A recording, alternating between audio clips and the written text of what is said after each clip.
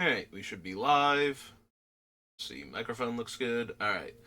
So I've got a little block of text covering part of my OBS so that way you don't have to see it, but I have all of the cards that we're going to be discussing over here. So every time a new set comes out, to prepare myself for a pre-release, I always want to go over a very select subset of the cards to make sure I know what they are and be prepared for them. And that subsection of cards are instants and spells with flash and anything that has a wrath effect. Anything that can destroy large numbers of creatures. um, those are the things that if you know Magic and you're familiar with it, but you show up to a pre-release or start playing limited with a new set and don't know what the specific ones are, those are the ones that have the easiest chance of tripping you up and making you lose games that you could have won. Um, there are, of course, other cards in the set. There are bombs. There are huge haste creatures and whatnot that can throw you off if you're not prepared for them. But the biggest things that I always lose to if I don't know what they are, that I don't lose to anywhere near as often when I do know what they are the instants, the flash spells, and knowing which wraths I have to play around. So with that in mind, we're going to start with the base set Thunder Junction, and then we're also going to go over the other subsets that you can open from the booster packs. So our very first card is Aven Interrupter. This is a 3-mana 2/2 flash flyer. Enters the battlefield, you may exile target spell. It becomes plotted. Spells your opponents cast from graveyards and from exile cost 2 more to cast. So Aven Interrupter has a lot going on for it, actually.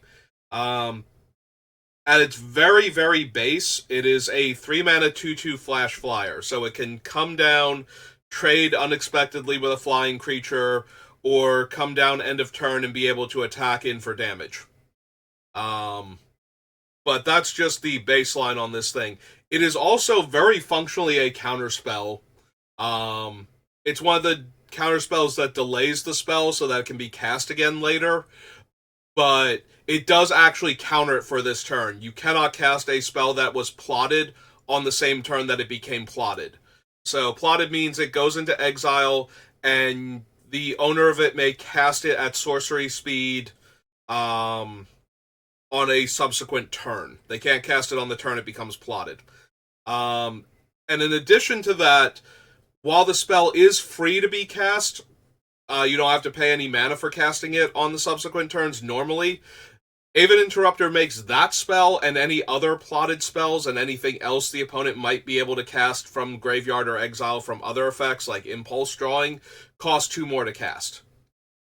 So this thing is potentially very devastating. One of the worst things that can happen might actually be plotting your spell that you are trying to set up so that you could have your big turn and having that spell get essentially replotted and then costing 2 more on a subsequent turn. Like if you're trying to set up the play some things first and then cast the spell that you plotted so that way it affects all the things that came into play this turn or it's based on the number of spells you've cast this turn or anything like that. The interpreter really messes that up. So yeah, Aven Interpreter, one of the nastier cards. It's essentially a counter spell and a 2/2 flyer, and that one's going to be really brutal. So the big thing about counter spells and how you play around them is that you want to make your opponent waste their mana if at all possible. So if you're doing all right and you think your opponent's trying to flash in Aven Interrupter to counter your spell for the turn and then have their 2/2 flyer in play, then what you can do is do anything else with your mana. Plotting spells is fine, activating abilities is fine, but don't give them the valid target for the counter spell that you're trying to play around if you can help it, and if you can't help it, try to bait them first with other things. The upside to the interrupter is your spell's not completely countered when it happens. You do get your spell, but to avoid the massive tempo hit, if you can do things like cast 2 cheaper spells in the same turn, or use your mana in other ways to use up your turn efficiently without giving them a target for the interrupter, every turn that they hold this thing up is 3 mana that they're wasting, and they're not adding to their board. So if you can actually hamstring their mana that way, that is the easiest way. And that will be true of everything that has the text counter a spell or functionally counter a spell that we're going to look at. Aven Interrupter just happens to be the first one of that type. But yeah, this thing is silly. I don't think it's insanely powerful, but it's going to be brutal. You're going to tempo opponents. I think because of the dual lands dealing damage, the desert lands, this is actually going to be a slightly faster format than it looks like it should be. Whenever your opponent plays a land, you lose a life. I've had plenty of games with Khans of Tarkir and similar sets where I start off a little bit slower because my lands are coming into play tapped, but so does everybody else, and sometimes the life gain gives the slower decks that extra oomph to stabilize where they would just die. Like, there were the number of times where I was alive by the number of lands I had in play that gained me life. Like, my life total was equal to or less than that number. In Khans of Tarkir was a lot. So the lands dealing a damage when they come into play means that even though you might be a little slower out of the gate with your aggro deck, your opponent is still losing life for each land that you're playing in some games. So that can be a huge detriment to their life total. So this format might be a tiny bit faster, so having a massive tempo hit like Aven Interrupter is probably going to be really strong, so just be aware of it. Like all counter spells, there's only so much you can do to play around them. Bovine Intervention, which I love the name of, especially since we have another card we'll be looking at in a little bit. Destroy target artifact or creature. Its controller creates a 2/2 Ox creature token. So this thing has a whole lot of different applications depending on the board state and what the opponent needs to do. So first and foremost, it kills your best creature and leaves you with a 2/2 Ox. That might not stop you from being able to block. Like, if they're dead on board to their creature dying, usually Bovine Intervention is not going to suddenly make them dead on board because they have a replacement creature to block with. So that usually doesn't matter. But it does kill one of their blockers in a double block or a triple block. It can also be used defensively to stop it, to take an attacking creature out. Like, their largest creature dies, and now there's a 2/2 that's also not attacking you. Like, it just came into play. So there's that. It can also destroy an artifact or a tapped creature to give them a random blocker they didn't have if you suddenly have lethal and are attacking them. Like, you've done all your methods, like, okay, so they only have one blocker, so they block my biggest guy, they take this much damage and they die, and all of a sudden, no, one of their tapped creatures or one of their artifacts becomes a 2/2, and now the math is all messed up. So Bovine Intervention has a lot of different applications. So while it's not particularly good, killing your opponent's creature and giving them a 2/2 is not the best. Like, I would rather have something like Stroke of Midnight, honestly, for the extra 1 mana and downgrade the creature to a 1/1 in most formats. It does still do all of those things that a card like that does, where it kills the creature or the artifact that's a problematic card and gives the opponent a 2/2. So you play around it the same way you play around creature removal, which is to say it's just going to get your best guy that's on the board. So, but sometimes it's also going to do one of the other things. So, be wary of double blocks if you're worried about a removal spell. But that's true of every removal spell.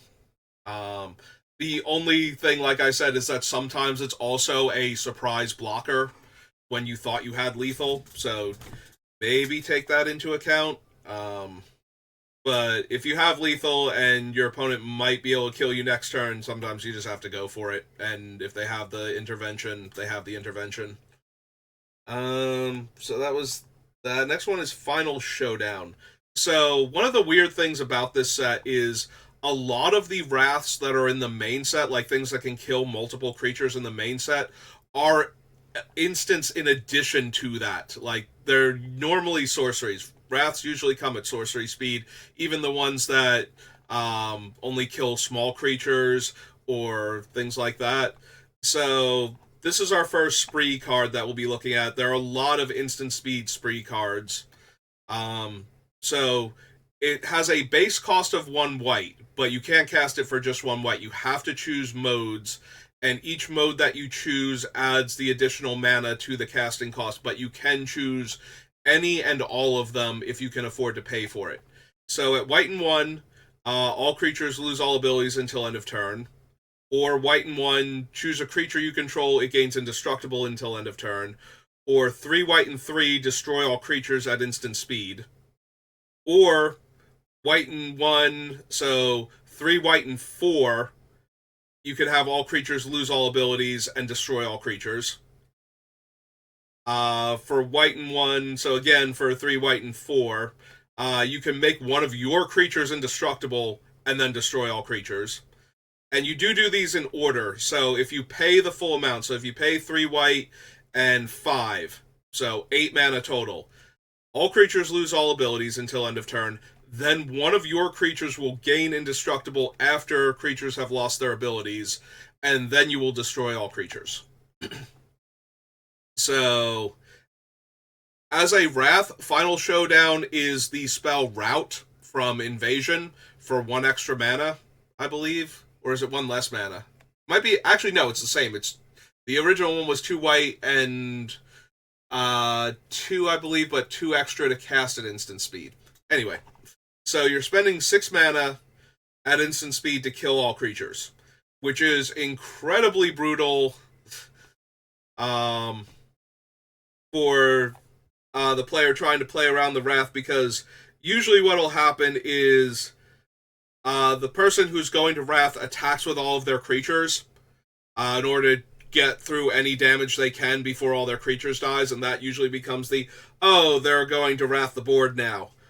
But what's really weird is they can do that, and you can make the blocks, but then they don't have to Wrath until you're actually attacking them. So you have to be very careful when they don't Wrath. You don't go, oh, they didn't have the Wrath, because that's a mindset that a lot of players have, is that when the opponent attacks all with bad attacks, a Wrath is coming. So you block the creatures, and then you do your trades and your eats and everything, and then you see where you're standing, and then they usually Wrath the board. So if they don't Wrath, don't assume that it's safe, that they didn't have the Wrath and that they're just giving up.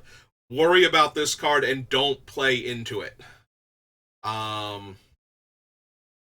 Another thing that is really problematic is that they can Wrath mid-combat and give one of their guys indestructible, so that if they were going to Wrath anyway, now one specific thing doesn't die, so you don't get to eat their best creature in combat. That one's a little weird. Like, maybe they were hoping it would get through and they could sit on the Wrath for a turn, but that is another thing. Also, this thing is a 2 mana save their creature spell, among many other things. So your non-exiling removal spell, your destroy target creature, because there are a whole lot of effects like that, might get randomly countered by this mythic at 2 mana. Also, your creatures that you were counting on having their abilities might suddenly lose them mid-combat, which can also be a major problem at 2 mana. Like, if all of your flyers suddenly fall out of the sky and directly into the waiting arms of your opponent's blocking creatures, that's a huge problem. So, Final Showdown at Mythic makes a lot more sense, because this thing does a lot of work.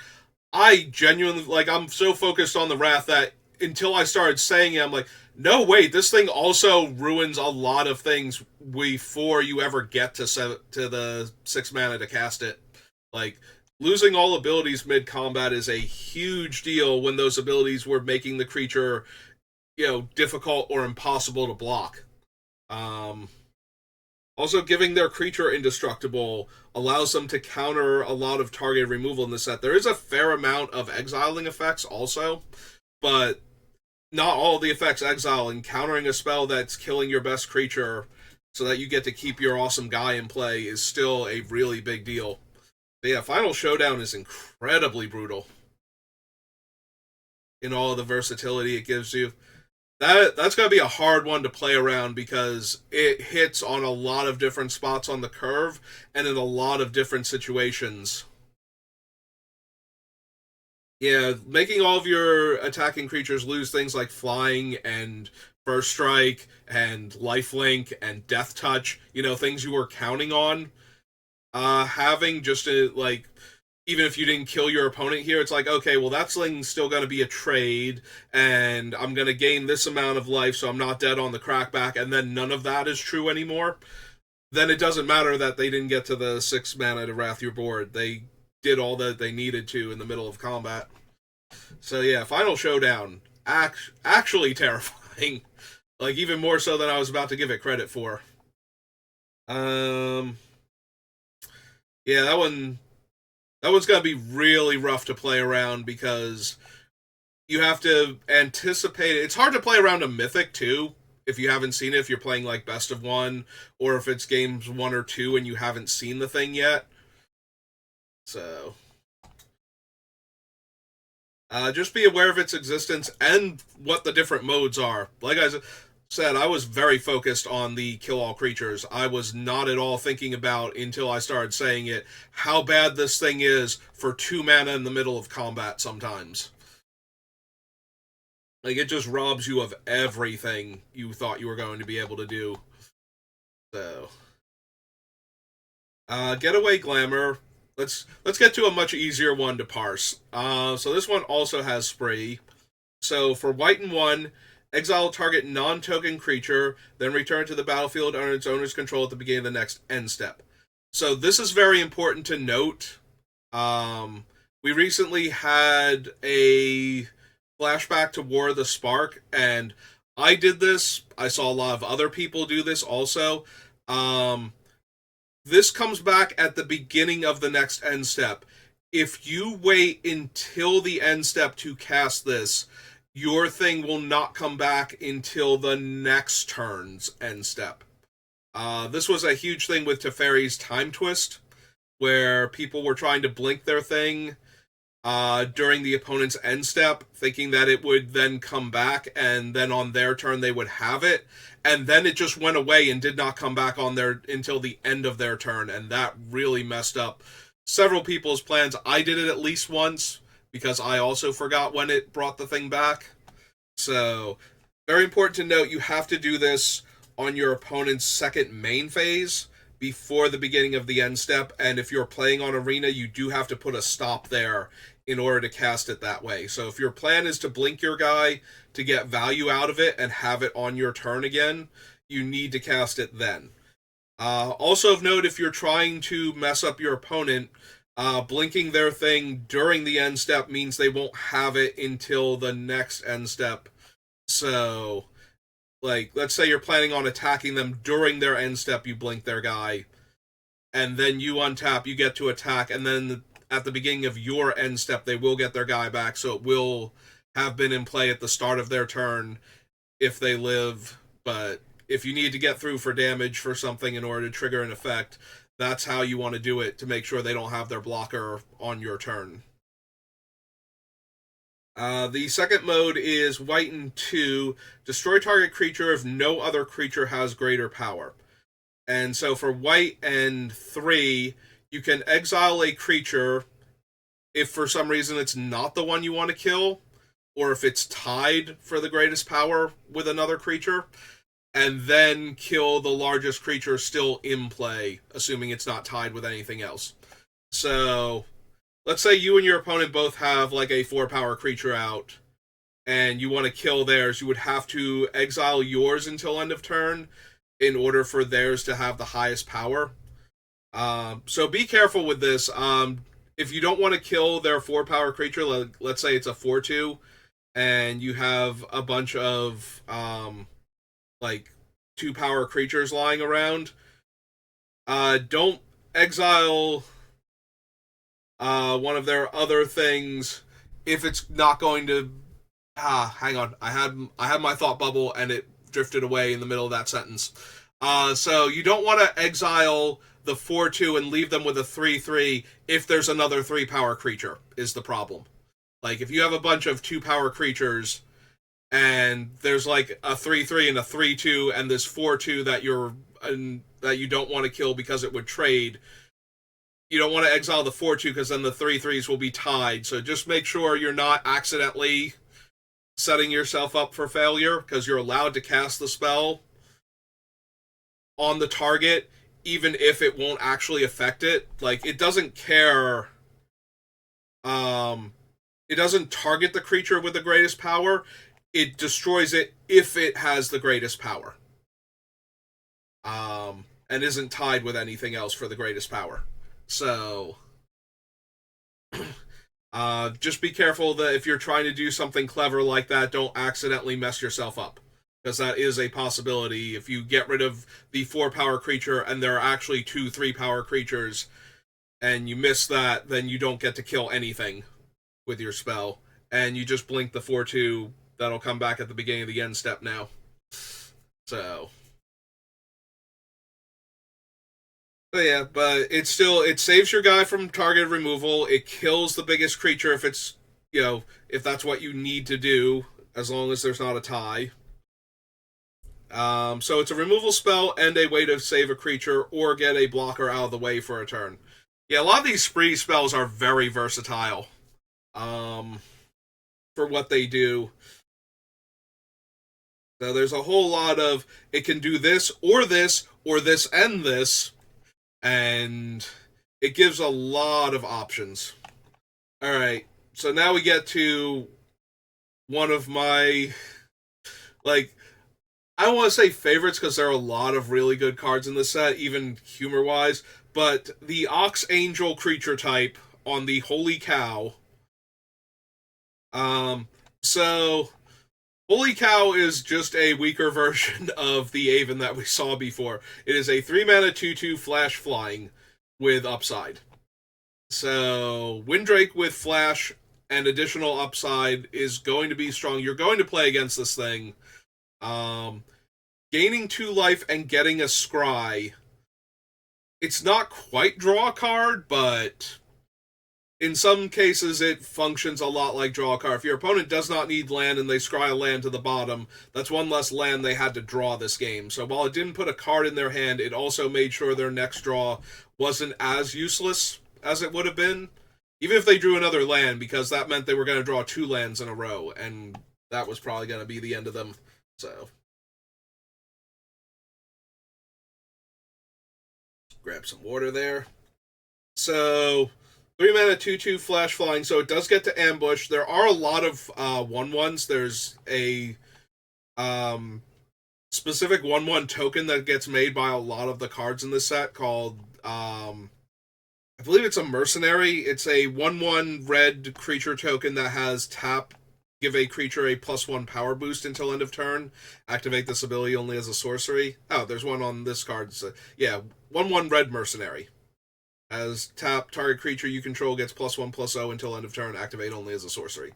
So there are a lot of cards that randomly make this thing. So there are a lot of 1/1 tokens running around, and there are a few like low power creatures also.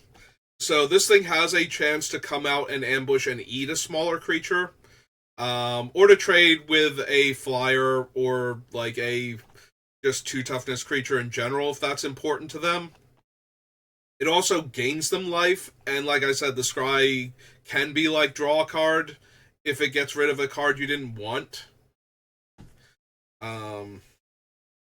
So Holy Cow has a lot of potential to mess up what should have been a lethal or backbreaking combat step by producing a surprise blocker, an extra 2 life, and possibly even smoothing their next draw step.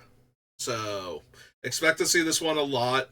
Try not to walk your like really powerful X2s into it. Like don't let them eat your mythic creature that happens to have 2 toughness or something, just because you wanted to get in for a couple points of damage and they didn't cast a spell last turn and they're sitting on 3 mana. Also, there are a few spells that give you bonuses if you don't cast a spell during your turn or didn't spend mana casting a spell on your turn. For all those things that want to do plot stuff.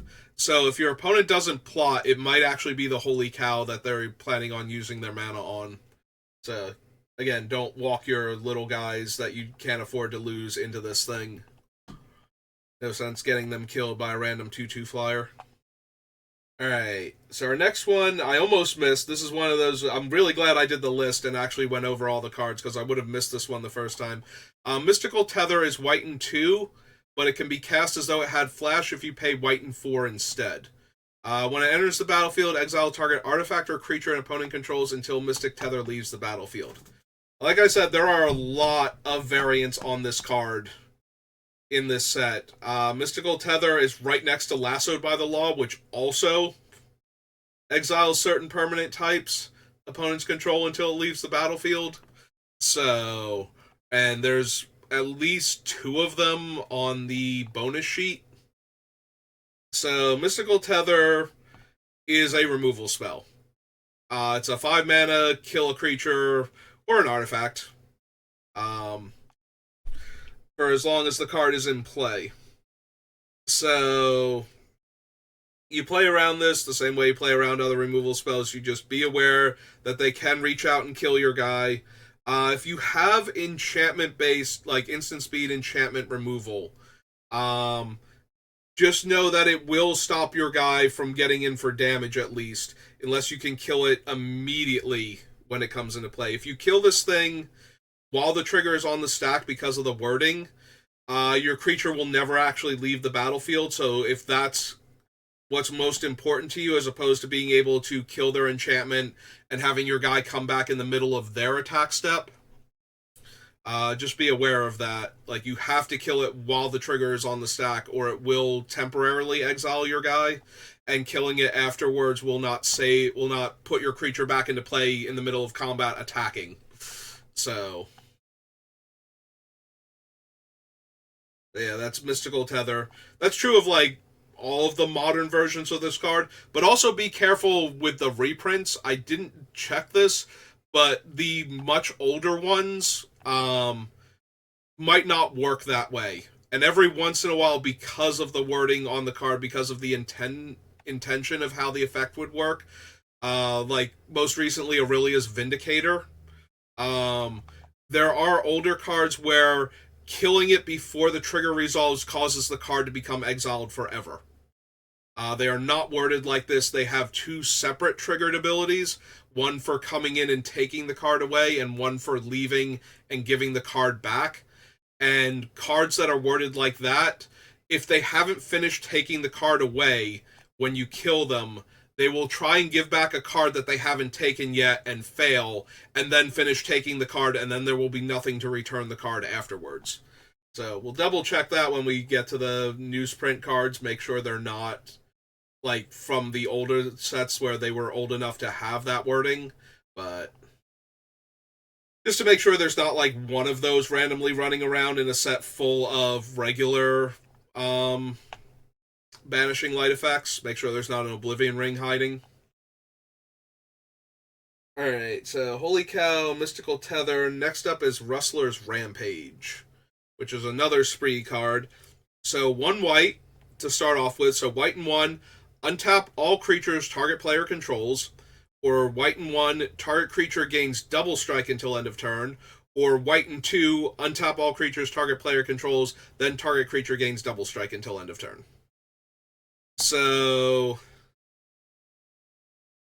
gaining double strike in the middle of combat only helps if it was going to be like a trade, or if this allows the creature to trade for something more powerful. Like if they attacked 3 of their 2/2s into your 4/4 as your only blocker, It might not just be that they're trying to get in for 4 damage to try and put pressure on your life total. They might also be trying to trade a 2/2 for your 4/4, or if you don't block, to untap all of their creatures and give one of their 2/2s first strike if you try and attack back. So Rampage, in that regard, is a little bit brutal. Like, surprise untap all of your guys when the opponent's going for an alpha strike to try and win the game.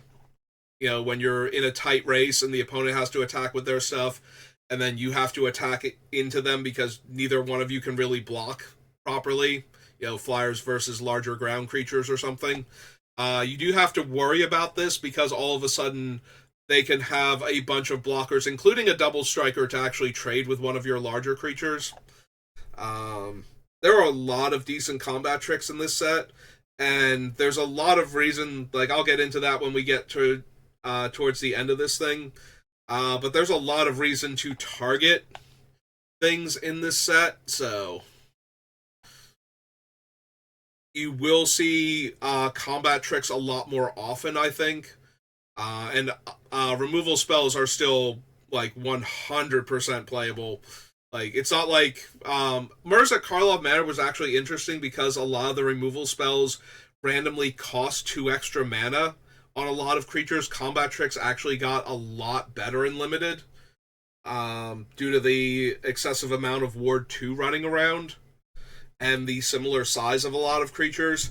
So while we'll be back to business as usual as far as like removal spells still being king, the combat tricks are still going to be very relevant to anybody that didn't get enough removal spells. Being able to target a lot of things in the middle of combat triggers a lot of abilities in this set, so you will see these type of combat tricks more often than you probably would in a different set, just because it will still be able to do something relevant a lot of the time in addition to what it's already trying to do. So, like, being able to untap your guys and give a guy double strike is fine. Being able to suddenly trigger like 5 other abilities by giving your opponents like 2/2 double strike while you're chump blocking it with a 1/1 might actually also be at least as relevant, if not more relevant, that you can do that. So we'll go over that though, because that's going to be a catch-all thing for the set to be aware of with all of these instant speed effects that can target things. So our next one up is Steer Clear, right? Yes. So Steer Clear is a card effect that we see a lot in Magic. Supposedly they're going to be moving away from this type of card in the future. If you've seen Mark Rosewater's article on the design skeleton for sets that use play boosters versus sets that use draft boosters, cards like this no longer have a full-on dedicated slot that's normally, like, when you see a design skeleton, what it is it's like you need this many creatures and they need to be like at these casting costs for these colors. Like, white needs aggressive creatures, so white will have, you know, more 2-mana 2/2s, for example, than say blue, which is the less creature dominated color, like has the higher spell count. So white and green will have like more 2-mana 2/2s than other colors, because white is the little creature deck and green is the all-in on creatures strategy. So, but there will also be slots for specific types of spells. So for white's removal in the old system, white would get a card like this that will deal damage to a. It will be able to kill a small attacking or blocking creature for a cheap amount of mana. And then they will have like a catch-all removal spell like a Pacifism or a Banishing Light effect. But now, when you look at the skeleton for play boosters, it doesn't have a dedicated slot for cards like Steer Clear anymore. So while they can still get spells like that, It's no longer something that they have as the default in the set and they need a reason to take it out. Now it's not the default in the set and they need a reason to put it in. In this case, they might be concerned about aggressive decks being able to run over these slower decks before they can do anything. And a bunch of the removal up here is a little on the pricier side, especially at instant speed. So having a cheap interactive spell for aggressive decks, they probably felt like they needed something like that. Plus, it gets to be flavorful in that it cares if you have a mount when you cast a spell. Mount is a creature type that appears in this set on certain things, like various beasts of burden and whatnot. um, so, in the case of Steer Clear, it's 1 mana to deal 2 damage to an attacking or blocking creature, or 4 damage if you control a mount as you cast the spell. These things are a lot easier to play around than normal removal spells because you actually have to voluntarily put the creature into combat. So if you have a very powerful utility creature, a card like Steer Clear can't just kill it. You need to attack or block with the utility creature first. So be aware of this card. If your opponent hasn't killed your bomb, just know if it could die to Steer Clear, try not to play into that. Try not to put that creature at risk if it's doing that much damage to your opponent just by existing. Because there are cards like that in this set where they have decent enough stats, but they also have very strong abilities, and it's the ability that you care about more than the stats. Like, it doesn't matter if the creature is attacking or blocking, it just existing on the table is a threat. Like, you can't avoid Steer Clear with a card like Tiny Bones, for example. He has to attack in order to do his thing, but you don't have to play some of your other, like, low power utility creatures into it if you know that it's a possibility.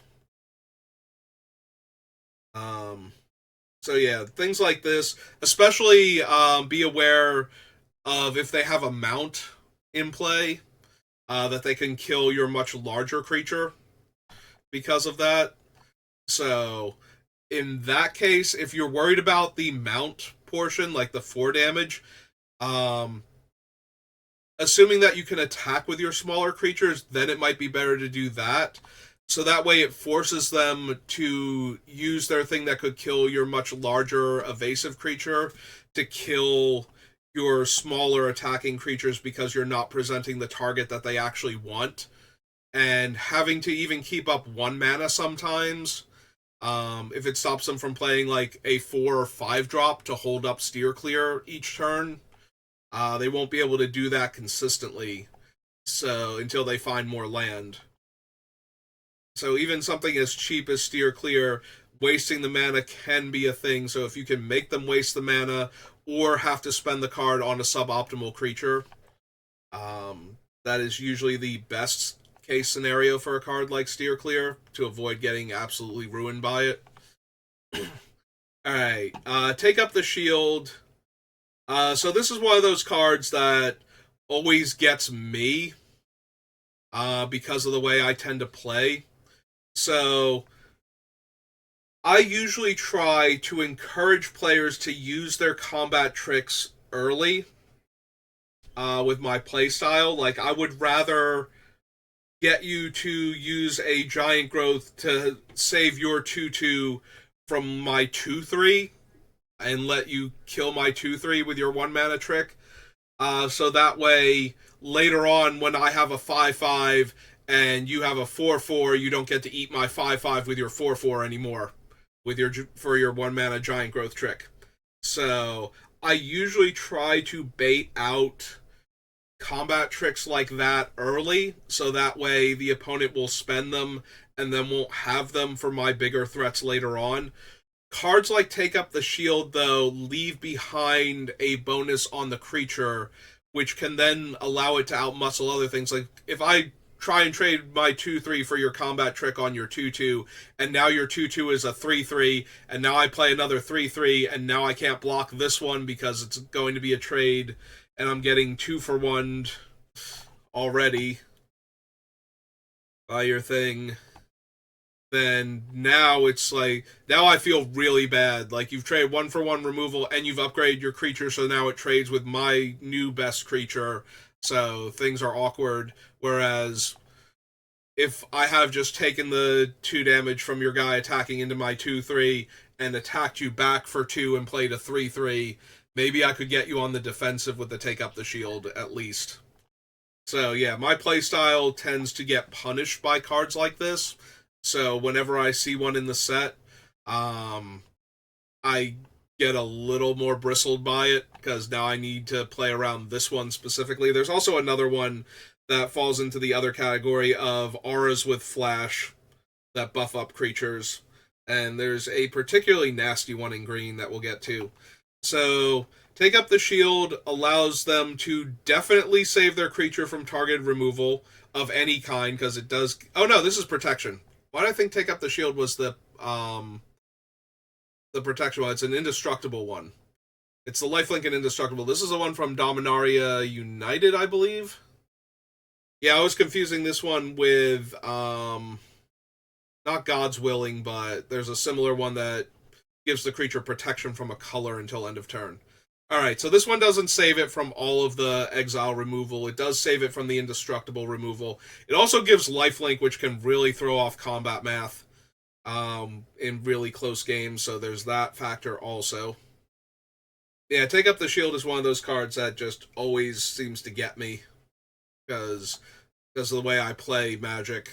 Like, normally making your opponent spend the combat trick early, and sometimes it's still super helpful to get them to take up the shield early, so that way they don't get to save their, like, 5/5 later on and make it a 6/6 and gain 6 life. But it's still a lot more brutal to run into this one a lot of the times than it is to run into, like, the any of the plus power and toughness tricks that wear off at end of turn. I was about to scroll back up, and then I realized I don't think white has that outside of this one. Like, normally white has, like, a +2/+2 combat trick, but it does not seem to actually have that here. Like, all of the things are, like, way trickier than that. So, that's kind of interesting. Normally white gets, like, a mini +2/+2, but its only pump effect now seems to be the actual take up the shield that leaves the counter around afterwards. Yeah, I was more concerned about the individual cards than I was about the overall composition of the set. I did not realize that that was going to be a thing. Alright, it just quit slouching. Alright, so that brings us to blue. So blue has, for its very first one that's relevant to our list, this is something that's shown up more and more frequently when blue gets a larger flash creature, is that it comes into play tapped. So the biggest problem with flash creatures, as I said, with things like the Holy Cow, is that it's a surprise blocker. It can eat smaller creatures. So Daring Thunder Thief is a 4-mana 4/4 flash. That would be insane if it came into play untapped, because it would get to eat, like, 3/3s and 3/4s and not have to worry about it.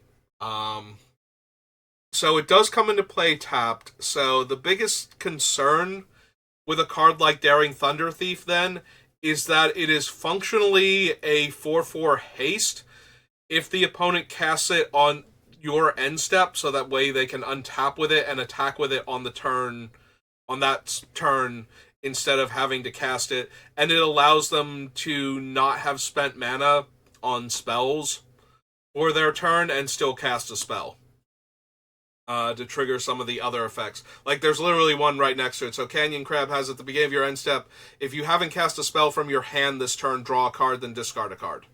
So Daring Thunder Thief, if you don't have plotted cards that you're going to cast, is another way to cast a spell from your hand while still getting an effect like Canyon Crabs or like some of the other ones that are in this set. So just be aware of that might be what they're holding their mana for. But it's not the most problematic of the cards because it cannot ambush block your creature. So that's Daring Thunder Thief. Next up, we have to go all the way to F for Failed Fording.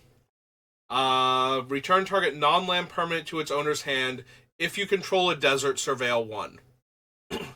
So this is a lot like Unauthorized Exit, except that it can hit a non-land permanent instead of just a creature, and the surveil is tied to controlling a desert. But other than that, it's a bounce spell. It interacts with players the exact same way all the other bounce spells do. It makes double blocks terrible. It gets rid of a creature that's about to hit you for damage or going to be a blocker otherwise.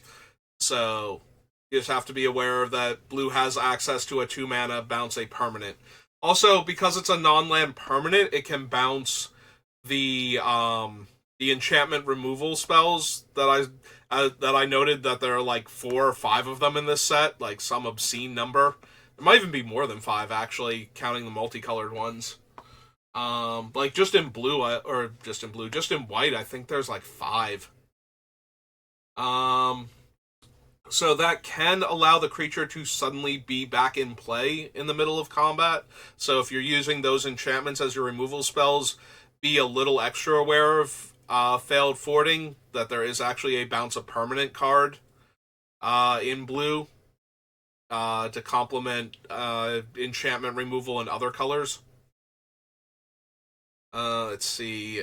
Fleeting Reflection is so target creature you control gains hexproof until end of turn is the first line of text.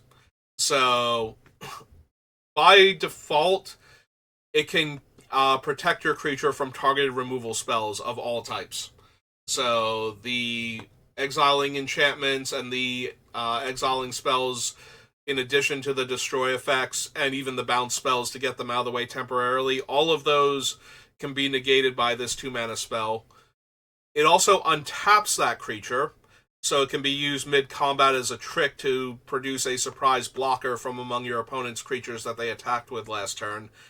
And then for the added cherry on top, it can become a copy of another target creature until end of turn. So, again, one of these spells that does like 5 different things depending on the situation.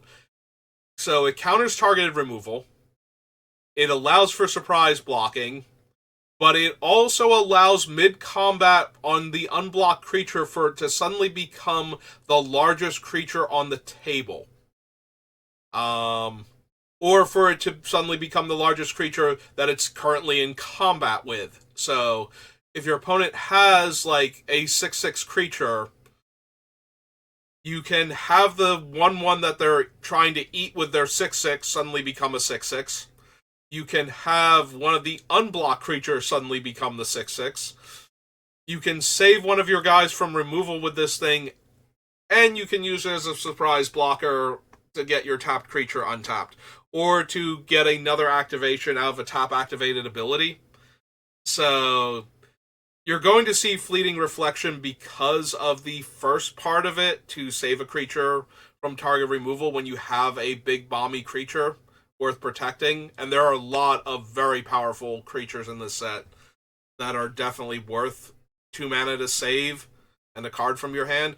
But the fact that it can do all of that other stuff on top of that is going to be why you're going to see this card in Limited, I think. A lot more than you would normally see anything with any of these 3 effects.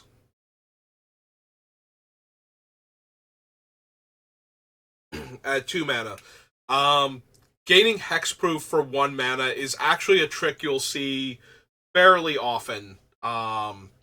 Being able to save your best creature from targeted removal as cheaply as possible is the type of counterspell effect you normally want in Limited, because you're going to have powerful creatures that you need to save that will just win you the game if they're left unchecked. So being able to keep them unchecked for like at least 1 removal spell longer is usually good enough. But the fact that it does all of this other stuff too means that it's going to be an actual threat to a lot of people. Like I said, surprise, my 1/1 is now a 6/6 because you have a 6/6 in play. is going to be a thing that will happen and will kill some players because they wanted to play this card to save their scary guy. Like, I'm looking at Geralf right next to it. It's like, this is the type of thing I desperately need to save if somebody tries to kill it. So yeah, that is Fleeting Reflection. After that, we have Metamorphic Blast. So another spree card. So our modes are blue and 1. Until end of turn, target creature becomes a white rabbit with base power and toughness 0/1. Or blue and 3, target player draws 2 cards. Or blue and 4, creature becomes an 0/1 and target player draws 2 cards. So turning your opponent's creature into an 0/1 is really bad situational removal. Like, it deals with problematic creatures that like to get into combat, but doesn't deal with potent utility creatures, and it does not remove blockers. So that's a mediocre card. Blue and 3, draw 2 cards is the card Inspiration. That's also kind of a mediocre card. Being able to do either or both means that this card is probably going to see a lot more play than either of those effects would indicate. Being able to turn your opponent's awesome creature into an 0/1 in the middle of combat is playable. It's not great, it's playable. Drawing 2 cards at instant speed for 4 mana is also not great. It's playable. 2 playable, not great effects on a single card gives you that level of versatility that means you're going to see this a bit more often. So, much like the deal 2 damage to an attacking or blocking creature, if you're worried about an effect like this, try to get your more mediocre creatures into combat whenever possible, and don't use your best creature until they feel inclined to just take their, 3-for-1 here by turning your 2/2 into an 0/1 so they can eat it with their 2/2 and drawing 2 cards. And then once it's out of the way, because they'll be inclined to get it out of the way, they want to draw their cards with this thing. They don't just want to sit on this thing forever, and they definitely don't want to waste 5 mana if they were planning on casting both halves of it. So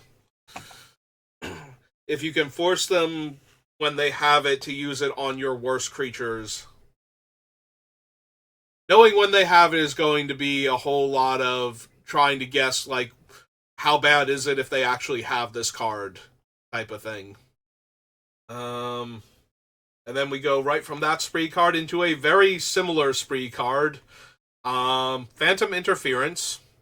So, blue and 3 makes a 2/2 flyer at instant speed.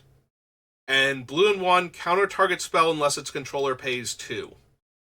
So, tempo-y counterspells like this have been seeing a lot more play recently because curves are so important.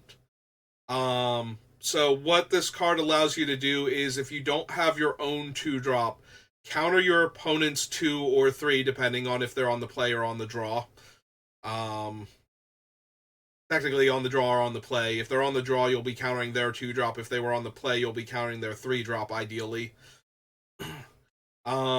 So that way you have a play to make turn 2, assuming that they have something to do and they don't just plot something to set up for a future turn. Blue and 3 for a 2/2 flash flyer isn't very good, but it is barely playable. If you told me I could have a 4-mana 2/2 flash flyer with no other abilities, I would probably be like, I don't think I want that in Modern Magic. 4 mana for a 2/2 flash flyer is not good enough. But 5 mana for a 2/2 flash flyer that counters my opponent's spell unless they pay 2 is something I might be interested in. So the fact that this thing is all of those, it is the early mana leak type effect. It is a really bad 4 mana 2/2 flash flyer, which is still, if you're getting the other 2 modes as options, playable, but I would not run it just on its own merits. But being able to go blue and 4, counter your spell, get a 2/2 flyer, I would run that in a lot of my decks, because that's a little too much tempo, especially since it's only 1 blue mana. Normally, a creature like that is like 2 blue at least in the casting cost. So the fact that it's not 2 blue counter target spell unless its controller pays 2, or like I don't know, 2 blue and 2 to make the spirit is actually a little surprising. So yeah, counter spells you play around by not playing your best spell into them, or by trying to waste your opponent's mana. This is hard to do in the early game because curving out is so important, which is why this will usually catch your opponent's 2 or 3 mana spell depending on where you are at in the game. Um, so if they have no 2 drop, maybe consider running out your worst 2 drop first, or plotting a spell and seeing what they do, because there's only so many times they can leave their mana available without adding to the board. And if you cast a plotted spell on a future turn, you'll have your mana untapped and they won't be able to counter it. So yeah, trying to waste their mana is always the plan with a counter spell. But this one has the other modes going for it, so if they choose to not leave the mana up anymore for their counterspell and start playing out their stuff, just be aware in the mid to late game, like your big bomb, like your expensive spell, might get countered, and they might get a 2/2 flyer on top of that if you didn't let them cast this thing early. But as a general rule, not letting them cast the spell that they're leaving mana up for does a lot more harm to them than it does to you, even with this thing's modality, making it better in the later game than it otherwise would be. Alright, next up is Stoic Sphinx. So we gotta go down here for that. So this is a 4 mana 5/3 flash flying, has hexproof as long as you haven't cast a spell this turn. So, couple different modes on this card. The first one is 4 mana 5/3 coming down and eating like your 2/2 flyer out of nowhere. So that one's kind of rough. But more so than that is 4 mana 5/3 on your end step. So that way, on my turn, 5 mana 5/3 flying hexproof until I can be bothered casting a spell. So very difficult to interact with if you don't have good blockers. Since you won't be able to target it until the opponent casts a spell, you might have to take the hit for 5 or even more than that if they can hold off casting a spell and do other things with their mana in the meantime.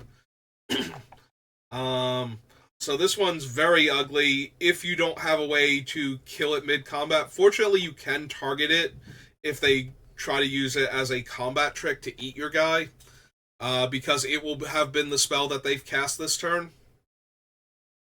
So there is that. Also of note, kind of immune to sorcery speed removal, even if they are casting spells a lot of the time. Unless they are casting instant speed spells on your turn, you will not, during your one of your main phases or combat, so you can go to main phase 2, you will not actually be able to target this thing on your turn, because they normally will not have cast a spell on your turn until basically the end. So your sorcery speed removal is kind of super weak against this thing.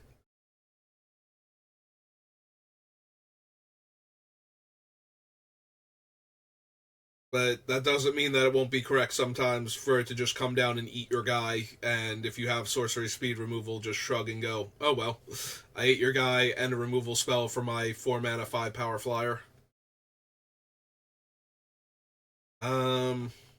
Next up we have Stop Cold. So this has flash and enchants an artifact or creature. When it enters the battlefield, it taps that permanent, and it loses all abilities and doesn't untap during its controller's untap step. So this is a thing that they've been trying to move towards with the lockdown removal spells, because a lot of cards have value just physically being in play, and there's also always the chance of getting rid of the enchantment in order to get your thing back. So the white spells tend to exile anyway, but they're moving away from pacifisms into just straight up exiling because of that. So the Stop Cold type effects this is what they're trying to move towards now, where it takes away the abilities while the enchantment is on it, so that way it doesn't function as anything. Like, it can't even be, its passives can't be done. Like, we saw Geralf before. Every time you cast a spell past your first one, he does a thing. It makes, like, a zombie token, so, locking him down does almost nothing. Like, it takes away a 2/3 body, but leaves you with all of his other effects. Locking down Fibblethip without taking away his abilities lets you keep plotting cards off the top of your deck, setting up future turns where you cast multiple spells. So, they really wanted to make sure that you actually get your mana's worth here with a card like Stop Cold, so that way you're not getting ruined by the ability of the card still. They wanted to make it a more potent removal spell. So that way blue has actual removal spells, kind of, at higher casting cost. Like, they just want the limited game to have something that can deal with a problematic spell without having to have countered it or something. So as far as playing around this, it's just another instant speed creature kill spell for the most part. You just have to be aware of it. The fact that you can unlock your creature if you have enchantment removal is nice, but that was true of most of White's removal spells too, so it doesn't really change anything. It's slightly more expensive to cast than some of the other removal spells. Take the Fall. So, this is another fun one that you're going to... This one is actually probably going to see a lot of play. So you need to be aware of this one. So, target creature gets -1 power until end of turn. It gets -4 power instead if you control an outlaw. Draw a card. It is a 1 blue mana trick that draws a card, and it has a large power downgrade if you control one of the most prominent, like any of these creature types. The whole set is based around outlaws. Most but not all creatures fall into this category. Like assassins, mercenaries, pirates, rogues, and warlocks. I forget if it's half the creatures in the set, but it's a lot. And the primary tokens are the 1/1 red mercenaries. And there are also a few other tokens that have, like, normally you get, like, a human soldier or something, or a vampire. Like, I think you get a vampire rogue from, like, the thing that makes vampire tokens. So a lot of the token creatures also count towards this. So it's very easy to get the full -4. And like I was saying before, there's a lot of reasons to target things in this set. So a 1 mana cantrip that targets to trigger all of those things is actually going to be very relevant. So you will see this thing. So just be aware that you can lose a even trade combat now against blue because it has the -4 power, even the -1 power sometimes. Like, your 3/3 versus my 3/3, this will make sure that the person that casts it wins that combat and gets to draw a card for 1 mana. Like, that's a huge tempo hit and might be setting off a bunch of other cards on the board on top of that.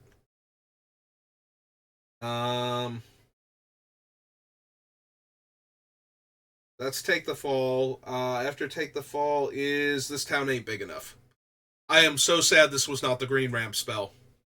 When I saw the name, I was like, I want this to be a green ramp spell. So badly. It's like, this town ain't big enough for the both of us, so I'm going to fix that by adding more to it. But no, it is actually an interactive spell against a creature. Technically a non-land permanent. So, blue and 4, but costs 3 less to cast if it targets a permanent you control. So again, this is one of those things where it's very modal depending on what you want to do with it. So blue and 4, return up to 2 target non-land permanents to their owner's hand. So for 5 mana, it's a massive tempo hit to your opponent's board, bouncing 2 of their creatures, or their creature and their enchantment-based removal spell, or their huge mana sink artifact, or their do nothing for the turn you casted enchantment that they're trying to set up a turn with. Like, all of those are incredibly big tempo hits. But it also, for blue and 1, can bounce one of yours and one of theirs, allowing you to reset a comes into play ability, change what creature you're hitting with your exiling enchantment, move something else around, like a positive aura or something, and still bounce one of their things. Or, if you really want to, you can bounce 2 of your things for 2 mana. Dodge their Wrath variant from before by actually saving 2 of your guys and being able to recast them next turn for 2 mana. Reset 2 different permanents or get their comes into play triggers again. So this thing has a lot of different applications. Playing around it, the problem is that it's difficult to play around because it can be a runaway together, or it can be a 5 mana bounce 2 of your things, or a 2 mana save 2 of their things. So, like, they can use it in response to a creature kill spell to save their guy and tempo you, since you already spent your mana for the turn on your creature kill. They can use it to save 2 of their things from a Wrath. They can use it to set you back and bounce something that they don't care about having to recast, like make it a bad unsummon. So they have a lot of different options with this one. So this is one of those ones where you just kind of have to take the hit. Just be aware that 2 of your guys can suddenly wander off at 5 mana. Or that, one of your guys might wander off for 2 mana. Like, just at that point, it's just the forwarding, but it also might save one of their guys from your target removal spell. So it's kind of rough in that regard to figure out exactly how to play around it. It's very situational. You have to realize what they are capable of doing by remembering that this card is in the format, and that they can possibly do it for less mana if they're willing to target one of their own things with at least one of the 2 bounces. So, alright, after that we get to 3 steps ahead. So, if the counterspell and make a 2/2 was, like, questionable, but still playable, this one can get really out of hand once they have the mana. So, starts off at blue, so 2 blue and 1, counterspell, so cancel. Blue and 3, instant speed, token copy of an artifact or creature you control.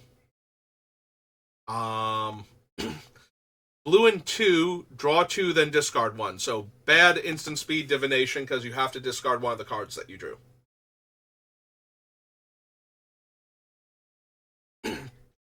So let's get into what this thing looks like when you start paying multiple costs, and how scary it actually is. So, 2 blue and 4 gives them a copy of their best creature or artifact that also counters your spell. 2 blue and 3 gives them a counter spell that has the text, draw 2 cards, discard a card. And then for 2 blue and 6, so 8 mana, so not going to happen very often, but when it does, you're going to feel this one. Because at this point, we're hitting Sublime Epiphany levels of this card is silly. Counters a spell, gives them a copy of one of their creatures or artifacts, draws them 2 cards, and discards and then they discard a card. Again, it's the versatility on this thing that is the problem. Because if you play around it by not letting them counter your spell, they can draw 2 and discard 1. If they have, like, an extra land they don't need, it's a very easy divination here, try and find more action. If they have the 4 mana, it might be better, like, they might wait on 3 mana and not do that then, And if they have anything else they can spend their mana on to not have it be a waste, they'll do that when you don't cast a spell into it. And then when you don't cast a spell the next time that they want to counter, they might just make a token copy of whatever they've been spending their mana on up until this point. And then if they have enough other stuff to do, they can just wait on this thing until they can hit you with the combination of the two effects. Like, having another copy of their best creature and drawing a card for blue and 5 is also on the table, and also pretty potent. Like, I'm going to make another copy of my decent-sized creature, and then I'm going to draw 2 and discard this extra land I don't need. Or even this minor spell for the 2 spells that I just drew that I'm going to hang on to now. Like, all of those are really potent, and the versatility on the card makes it very difficult to play around the way you normally would. Making them waste the mana on the counter spell is all well and good, until they actually hit the higher mana cost and can start using this thing to do multiple things in a turn. For the single card.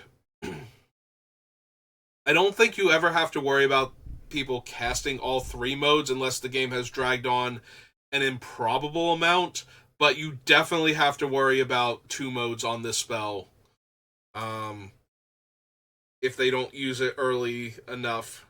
So the hope is that you can get them to draw the cards now, because they don't want to waste their mana. They want to be mana efficient about it, because if this thing ever gets to the mid to late game where they can cast 2 modes, it's actually going to be more problematic than having them counter your early play. It might even be worth it to not play around the counterspell aspect of it, just to get them to use this thing if you think the game is going to go long. Alright, so that was all of the blue cards, which brings us to black. So our first black spell is our first black spell. 6 mana, 6/2, Ambush Gigapede.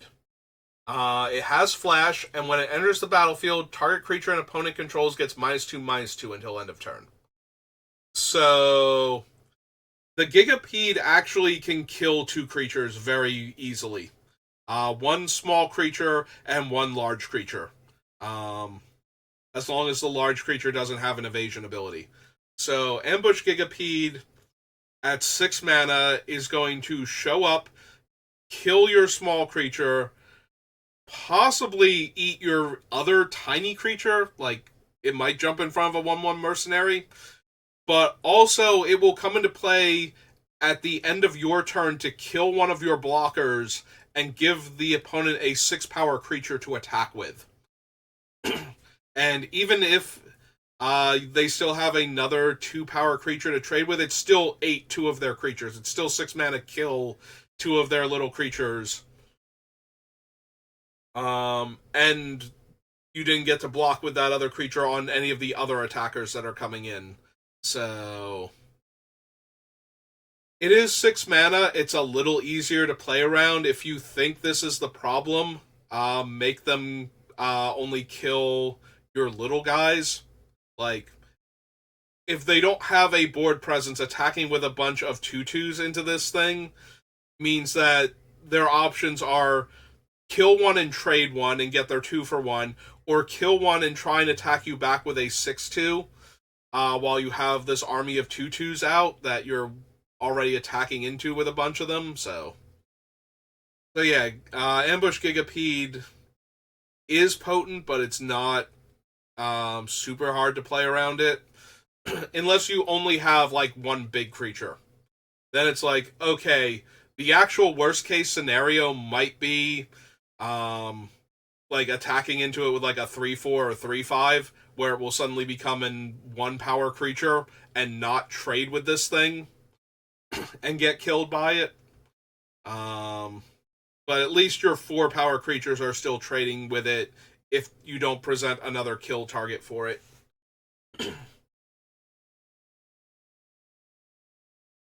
Man, these things are always rough on my voice, because there's so much to talk about with each new set. I can see why a lot of people just do set reviews as individual colors. Alright, so after that comes Consuming Ashes. So exile a target creature if it had mana value 3 or less, surveil 2 for 4 mana. So this is our common catch-all black removal spell.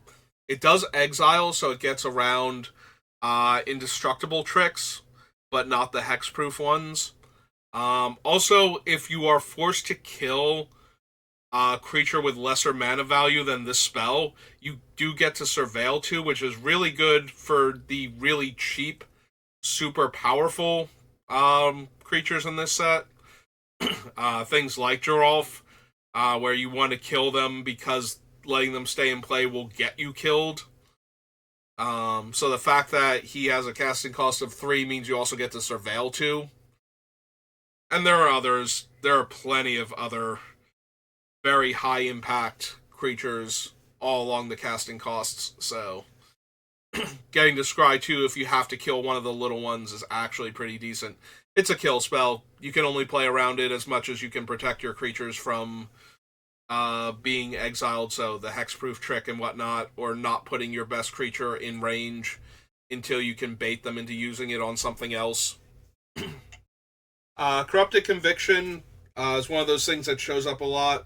It is one of the sacrifice a creature and draw cards. In this case, 1 black mana and draw 2 with no other effects. There's no real playing around that. You kill the creatures you were going to kill, and the creature still dies, and they get to draw 2 cards because they had this in their hand. Desert's Due. Black and 1 for an instant. Target creature gets -2/-2 until end of turn, and then gets an additional -1/-1 for each desert the caster controls. So, this is your early kill a small creature spell. If you're on deserts, it can kill larger creatures. So if your opponent is on deserts, if they have a bunch of deserts in play, especially if they have ones that are, like, if they have any that are off color for what they're doing, then you have to, and they seem to be playing a lot of black spells. Cards like Desert's Due are basically a given at that point. And they're going to function a lot more like a cheaper Consuming Ashes at that point. So, just be aware of that. But past that, it's another removal spell. You can do the math to make sure, like, maybe don't attack your 5/5 into their 3/3 if they don't have a desert, because you don't want to make that trade. And definitely don't attack if they do have a desert, where it won't even be it. They'll be trading the Desert's Due for your creature. That type of scenario. But there's only so much you can do to play around any removal spell, even one that doesn't hard kill the creature consistently. So you just have to be aware of that it exists, and based on board state, how much they can penalize your creature's power and toughness. Whether or not they can kill your guy outright, or if they have to get into combat to kill it, will determine what you should be doing. And the total board state, too. Like, yes, you don't want to trade your 5/5 for their combat trick, but if you need to get the combat trick out of their hand so that way all of your other stuff can deal with the rest of their stuff, because if you don't get the 5/5 into combat, then you're like double blocking their 4/4, and that's still letting them blow you out with this, so it becomes a question of which one of those scenarios is better. Which one of those leaves you with the more quality board afterwards, whether or not you should be trying to play around, this thing killing your guy versus this thing killing your other guy and letting them eat one of your guys, but you get to keep your bigger thing. Yeah, it's all a question of current board situation, life totals, and everything, which way you're supposed to play around it, like what you're trying to force them to use it on, so that you don't give them the target that you don't want to give them. Anyway, Fake Your Death. So this is another effect that we keep getting in sets. In this case, this one is a straight-up reprint from the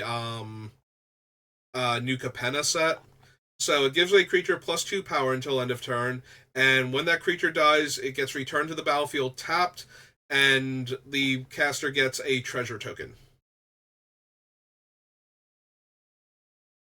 So these things always show up. Very similar to. Sorry, accidentally moused over the thing in the bottom corner. It tried to bring up like news and whatnot. um, so against destroy removal effects and -X, like the desert, this can save the creature effectively. It does bring it back tapped, but it gives them a treasure to work with. It also lets them basically win combat by trading this instead of the creature. Um, so just be aware of that. But yeah, we see these every set, and they play out about the same. They're usually pretty underwhelming, and a lot of players don't bother playing with them. But you will occasionally see them. With how much exile effects are in this set so far, though, I don't think this one is particularly strong. So be aware of it. But if you're playing against somebody who's running it, either the format has shaken out way differently than I thought it would, or you're probably playing against a player that is at a lower skill level in the set. They haven't realized that a lot of the effects in this set exile, and this thing won't save their guys from any of that. So, all right, after Fake Your Death, neutralize the guards. So I do always go over the -X to the board or to the opponent's board effects. I consider them part of the wraths. This is another case where it also happens to be an instant at the same time, so that's pretty brutal, actually. Um, you play around this card in much the same way you play around the on the job type effects. The all of your creatures get plus power plus toughness at instant speed until end of turn. By making sure that if your opponent casts this spell, the blocks are still as favorable for you as possible, and as long as you don't die to not blocking, and this one can't outright kill you. This one can only punish you for blocking, like putting my 5/5 on your 4/4 and my 3/3 on your 2/2, and it's like, okay, now those are trades and I get to surveil 2 and I killed your best guys. So just be aware of this card and how it affects the combat math and block according to that. Like if your opponent were to suddenly cast this card, are you blocking correctly for it? And if the answer is no, then reconsider your blocks because they already attacked a bunch of their weaker guys into your better guys. Or they attacked a bunch of their large creatures into your army of small creatures, and if all of your small creatures suddenly got a little bit smaller, how many of your things would get eaten and not be a trade anymore? And can you rearrange the blockers in a way that you're definitely going to trade with their guy anyway, and even if they do have it, and that way you don't get absolutely ruined by like putting like your 2/2 and your 1/1 on their 3/3, and like your 4/4 and your 2/2 on their 5/5, and then all of a sudden their 5/5 trades for your two guys, and their 3/3 eats your 2/2 and your 1/1's dead. Like, just make sure you don't walk into that kind of scenario, and that's all you really need to do to play around it. Next up is Rooftop Assassin. 4 mana 2/2, Vampire Assassin. Flash, Flying, Lifelink. When it enters the battlefield, destroy target creature an opponent controls that was dealt damage this turn. So this one's got a whole lot going on, like a lot of the other cards we've been seeing. We get things like this fairly often, things like the Final Sting Fairy and whatnot, where it comes down and it finishes off a creature that was dealt damage this turn. And a lot of times this type of creature will have flash, so that you can attack with your creatures, opponent blocks, and eats one of your guys, and then you flash this thing out. The fact that it has flying and lifelink means that it can also just come down mid-combat as an extra blocker and a way to gain 2 life to throw off combat math. So this one, like I said, has a lot of different ways that it can mess up the opponent. Ranging from killing off their big creature and leaving you with a 2/2 flying lifelink body, which is way more impressive than what you normally get from cards like this. Usually you get like a 3/1. I think one of the best ones so far has been like a 3/3 on the ground or something for like 4 mana, like a hill giant. So the fact that this has flying and lifelink means that after it's done killing the creature, it is actually a relevant threat. If the opponent has no flyers, the 4-point life swing of dealing 2 and gaining 2 a turn can put a game out of reach pretty quickly that was otherwise under control, because now you've lost your best creature and you're getting beat down by this thing. So, much like any other bad attack into your awesome guys, just be aware of it. But the downside to this is you also have to be a little leery of attacking into this thing with your best creatures. So just be aware of it. In that regard, it functions a lot like the deal 2 damage or 4 damage if you have a mount. Like, you don't want to run your best guy into something like this and get it killed arbitrarily when you didn't need to, where you might be able to force them to use it on a worse creature, just to not have to leave up 4 mana every turn to try and kill your big guy.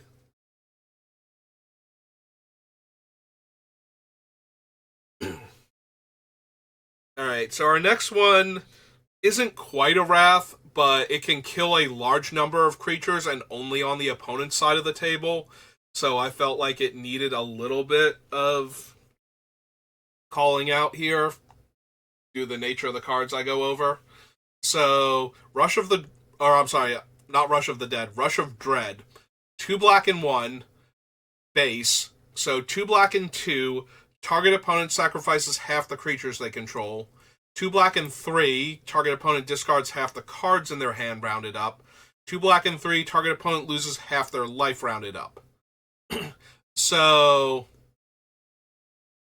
in limited, discarding half your hand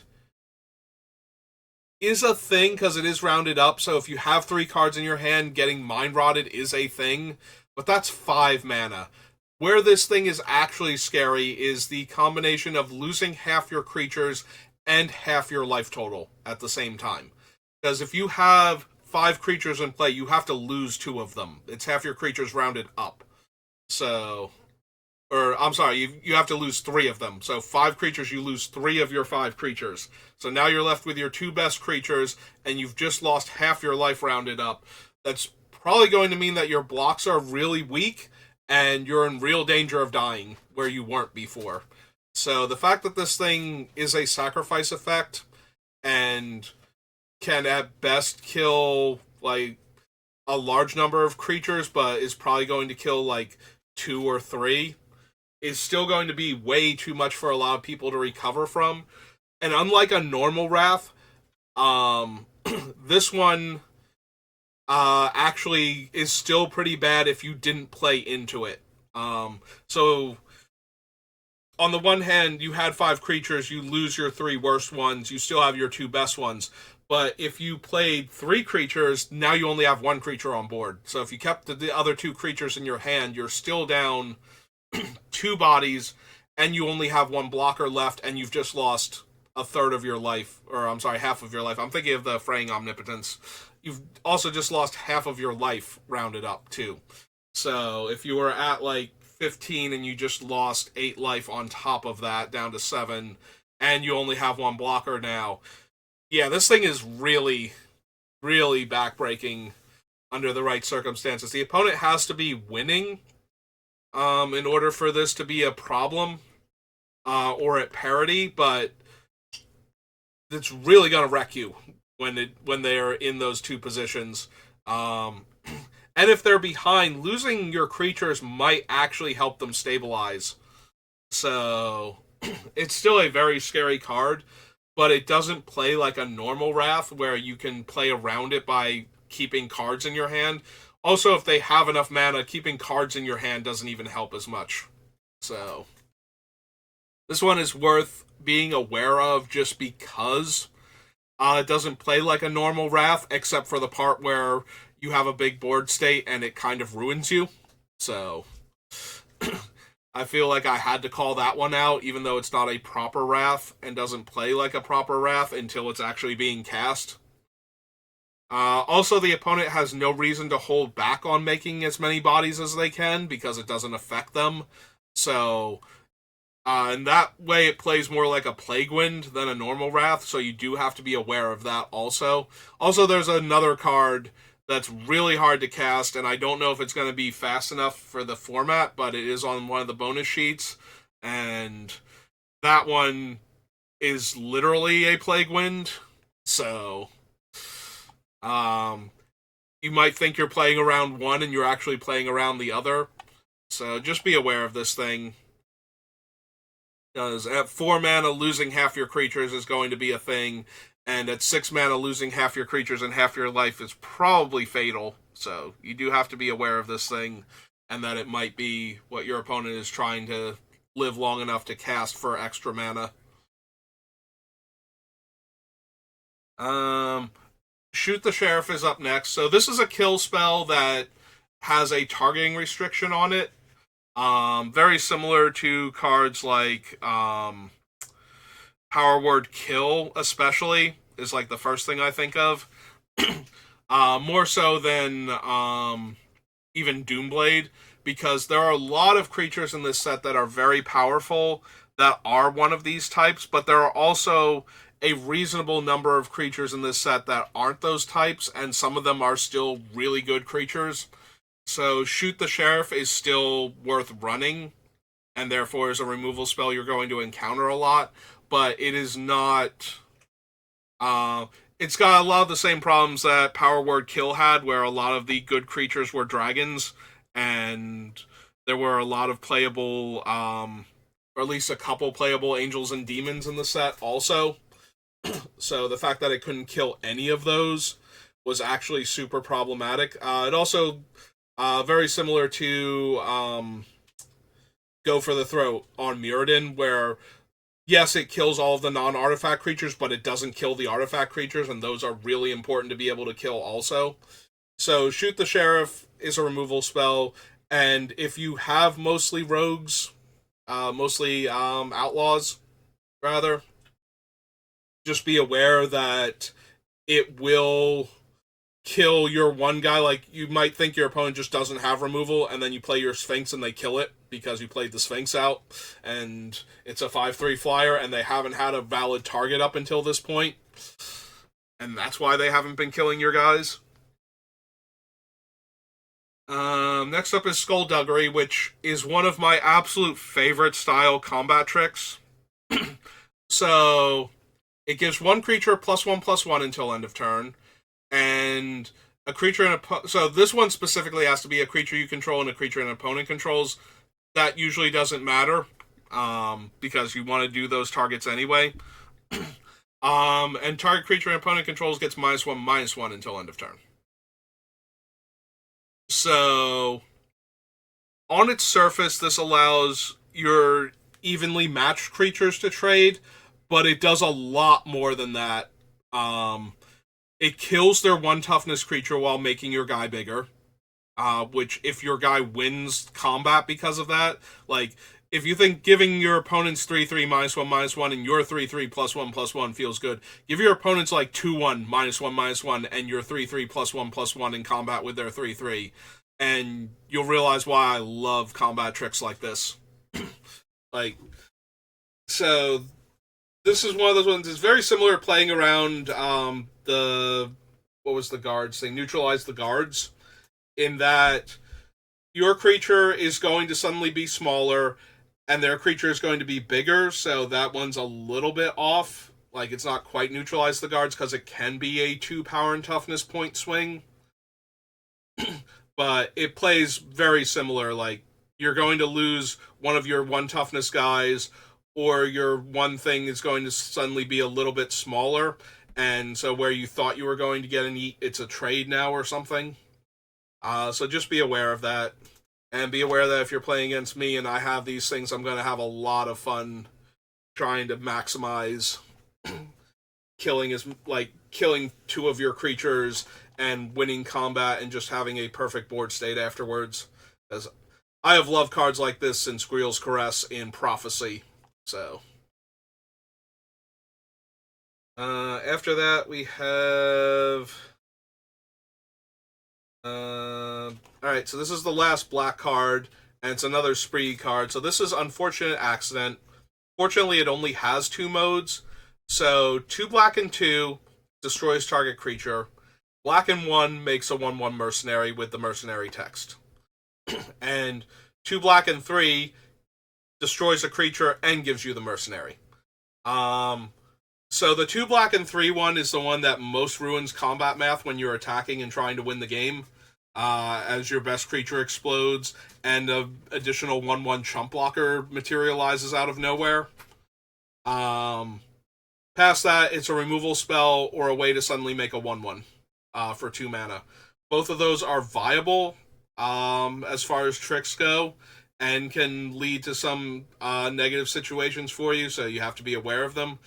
But the kill a creature is a kill a creature. It's 4 mana instant speed, kill a creature, and it's killing it, not exiling it, so in that way it's a little bit worse than the other one.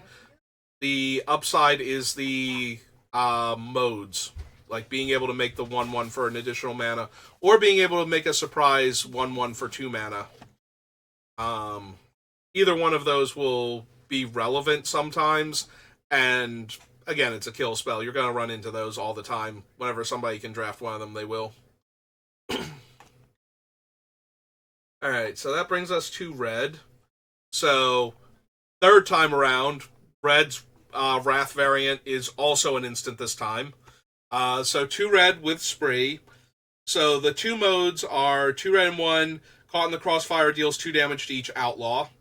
And 2 red and 1, Caught in the Crossfire deals 2 damage to each non-Outlaw. And 2 red and 2, Caught in the Crossfire deals 2 damage to each creature. Those are your modes. So, like I said, there are a lot of Outlaws in the set. So, if you have some of the non-Outlaw creatures, you can kill all of them. And, like the little ones, and keep all of your guys and not deal any damage to them. If you have a lot of the non-Outlaws, you can kill a bunch of your opponent's Outlaw creatures and keep your non-Outlaw creatures. And if everything is kind of like mishmash, you can just kill all the little creatures. So, very versatile Pyroclasm at this point. You can build your deck around it, too, to make sure that either you're killing all little creatures, or you're only killing your opponent's little creatures, depending on if they manage to match you with which card types they're using. So be aware of that. If your opponent has a lot of Outlaws and are in red, and you have a bunch of non-Outlaws, treat the rest of your non-Outlaws in hand that are little creatures as though you're playing into a Wrath. Especially since this is an uncommon, and especially if you've know your opponent has it, or, just because it's an uncommon, that's a lot higher chance that you're going to see this, especially if all of their creatures just happen to be Outlaws. Just be aware of that. And if you can't play around it because they're building their board too wide, just be aware that this is going to be what wrecks you when they finally draw it. So, but sometimes there really isn't anything you can do about it. After that, we have Explosive Derailment, which is another Spree card. So, red and 2, deal 4 damage to target creature. Red and 2, destroy target artifact. And red and 4, 4 damage to a creature and destroy an artifact. It's a removal spell. There's not much more to say about it. Like all other removal spells, just be aware of it and what its limitations are. In this case, 4 toughness, and it can also kill an artifact. There aren't very many artifact creatures or enchantment creatures in this set, so when we do get to some of the other some of the other subsets, I won't be going over the ones that destroy large numbers of artifacts and enchantments, because those are not relevant to the set. In a set where you have a lot of artifact creatures and all of them can spontaneously combust, that's a whole lot more relevant than if you have all of 2 artifact creatures to choose from in the set. So, next is Great Train Heist. So this is red's ugly one at the rare slot for Spree. So starts at red. So 2 red and 2. Untap all creatures you control. If it's your combat phase, you get an additional combat phase after this phase. So 2 red and 2, instant speed, relentless assault. Only if it's played during your combat step, though. Red and 2, creatures you control get +1 power and first strike until end of turn, which lets you win a lot of combat where you weren't going to.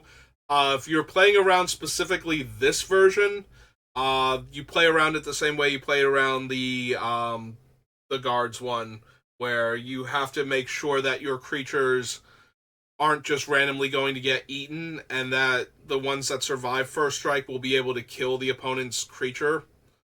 There's also 2 red for an instant. Choose target opponent. Whenever a creature you control deals combat damage to that player this turn, create a tap treasure token. That one's kind of whatever. Like, there's no real playing around that. If you think they desperately need mana and they've been stuck on 2 red and they just alpha strike you, they might be trying to get some treasure out of it. So maybe a bad block to make sure your mana screwed opponent stays mana screwed. But even then, that's questionable. But then where this thing becomes problematic is 2 red and 4. Untap all creatures you control, get an extra combat step, they gain +1 power and first strike until end of turn. That's a lot of extra damage. Even if you did block properly the first time, you probably can't block any of the surviving creatures. Because your creatures that did block will have damage on them, and your opponent's creatures still have their same power. So, yeah, this thing is very problematic at that point. But you play around the other steps just by blocking properly, so that way you don't get blown out by the +1 power and first strike, and so that as few of their creatures as possible survive for the untap and attack again. That's the best you can do in that scenario. Like, it's a rare, so it's got to be a bit more brutal, but that is how you would play around that one. You play around it the same way you play around a lot of the other mass pump combat tricks.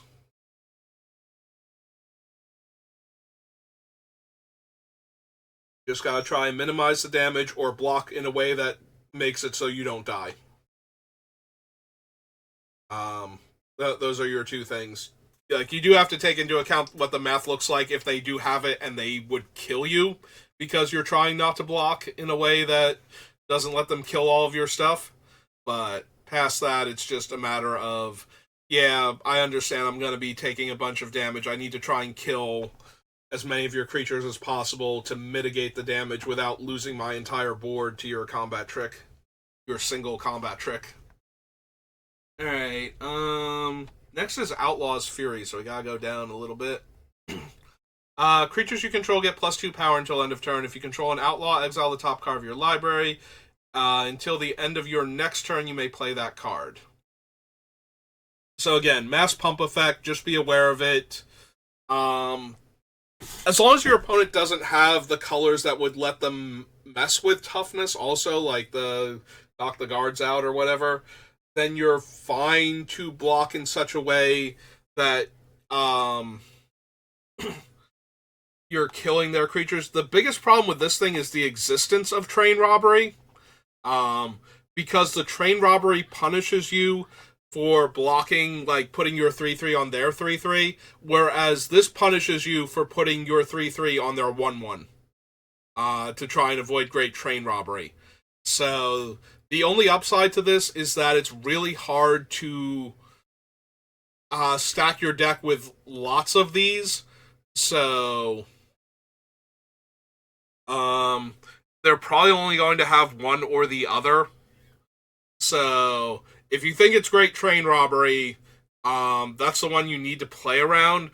But if you don't have a good reason to think it's great train robbery, like if you're playing best of 3 and it's game 1, just assume it's Outlaws Fury that they're trying to pull off first, or like burn down your creatures afterwards when you make the good blocks, and hope that it's not great train robbery, and then play around great train robbery if it is in the other two games, because it's going to ruin you there.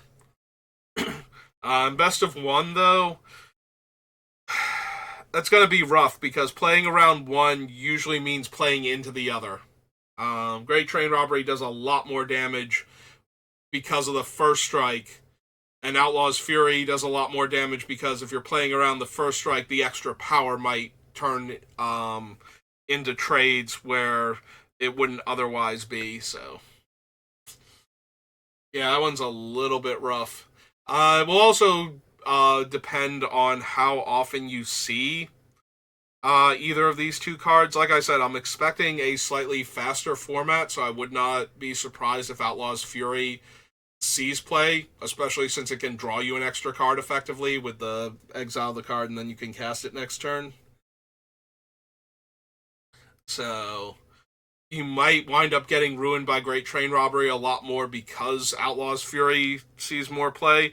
If the format is not amenable to Outlaws Fury, though, then you have a much higher chance of running into, like, being able to identify it as Great Train Robbery instead. So that'll be something at least. But in the early days of the format, it could be either or. And playing around one is probably playing into the other. So probably best to play around Outlaws Fury early on if you're not sure. And then once you've seen Great Train Robbery, play around that one. Because that's the one that hurts a lot more when you're wrong than Outlaws Fury does. Especially if they have the mana for the extra combat step too. Next up is Quick Draw. Target creature you control gets +1/+1 and gains first strike until end of turn. Creatures target opponent controls lose first strike and double strike until end of turn. A great counter for Great Train Robbery, honestly. Like, +1 power and first strike. It's like, okay, that resolves, but then no. No to your first strike. No to your creatures living. And no to my guy dying in combat. We get a lot of tricks like this. We usually get like +1 power and scry 1 for 1 mana, or for more mana we get a bigger bonus or a in power or a better secondary effect. But we usually get these and they usually don't see play. Also, this one does have to target a creature you control, so it will not trigger the other effects that are in this set, but just be aware of it. Like, this could be the thing they're planning to use to outmuscle your guy. But if you're playing around the other stuff, you're playing around this one too normally, so should be fine. After Quick Draw, we have Return the Favor, which is right here. Alright, so this is very functionally Wild Ricochet, if you've ever seen that card in Commander. So 2 red baseline. For 2 red and 1, you can copy target instant spell, sorcery spell, activated ability, or triggered ability, and you may choose new targets for the copy. Or 2 red and 1, change the target of target spell or ability with a single target. Or 2 red and 2, do both. So you're very rarely going to get out from under this thing without it being a massive blowout. And the reason for that is your targeted removal, they can pay 2 red and 2 to change the target from my thing back to your thing. So now you're killing your own guy and copying it and killing your other guy. Return the Favor is going to be absolutely brutal if you play one of your targeted removal spells into it. While you have 2 valid targets. So you do have to be aware of this thing, and you do have to be careful of it.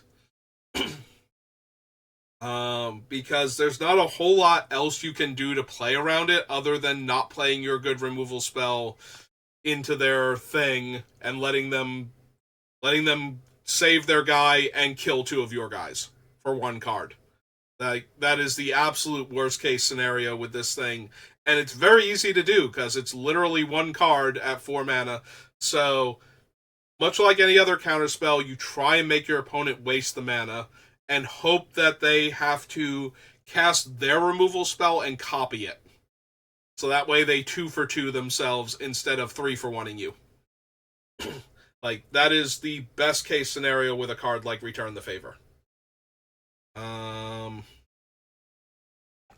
So just be aware of its existence. Wild Ricochet was a rare, and there was a reason for that, and I think they forgot the reason and made this thing an uncommon, and that is kind of terrifying. So that is Return the Favor. Next up is Thunder Salvo. Thunder Salvo deals X damage to target creature where X is 2 plus the number of other spells you've cast this turn. So this is 2 mana, deal 2 damage. Or if they've cast another spell, 2 mana, deal 3 damage. And so on. So it's basically a shock, 2 mana shock, or volcanic hammer. I'm sorry, whatever the lightning strike, instant speed. So it's a 2 mana shock or lightning strike a lot of the time. If they chain a bunch of cheap spells together, it's actually a 2 mana deal 4. So Thunder Blast or something to your creature. I forget what I'm blanking on what the 2 mana deal 4 is. Obliterating Bolt, something like that. But yeah, it's just a removal spell. But if they're building up a lot of spells, you might be losing your bigger creature if this is the thing that they're topping off with. And finally, Trick Shot is deal 6 damage to target creature and 2 damage to up to 1 other target creature token. So, notably, the extra 2 damage can only go to a token, but the 6 damage can go to anything, any creature. So, this is another thing from the article about design skeletons. The Big Red Burn spell is going to do 6 damage a lot more often now. It used to usually do about 5 damage, and your 6 toughness creatures were out of range.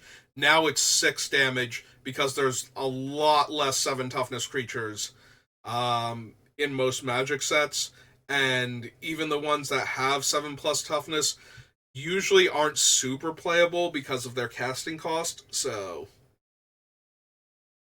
this is a case where Trick Shot is going to kill most creatures that your opponent can reasonably have, and then also get to take out one of their token creatures while it's at it. So, aside from knowing that this thing exists, and if you don't have tokens, maybe either make a bunch of them all at once, or don't bother making them just to make them.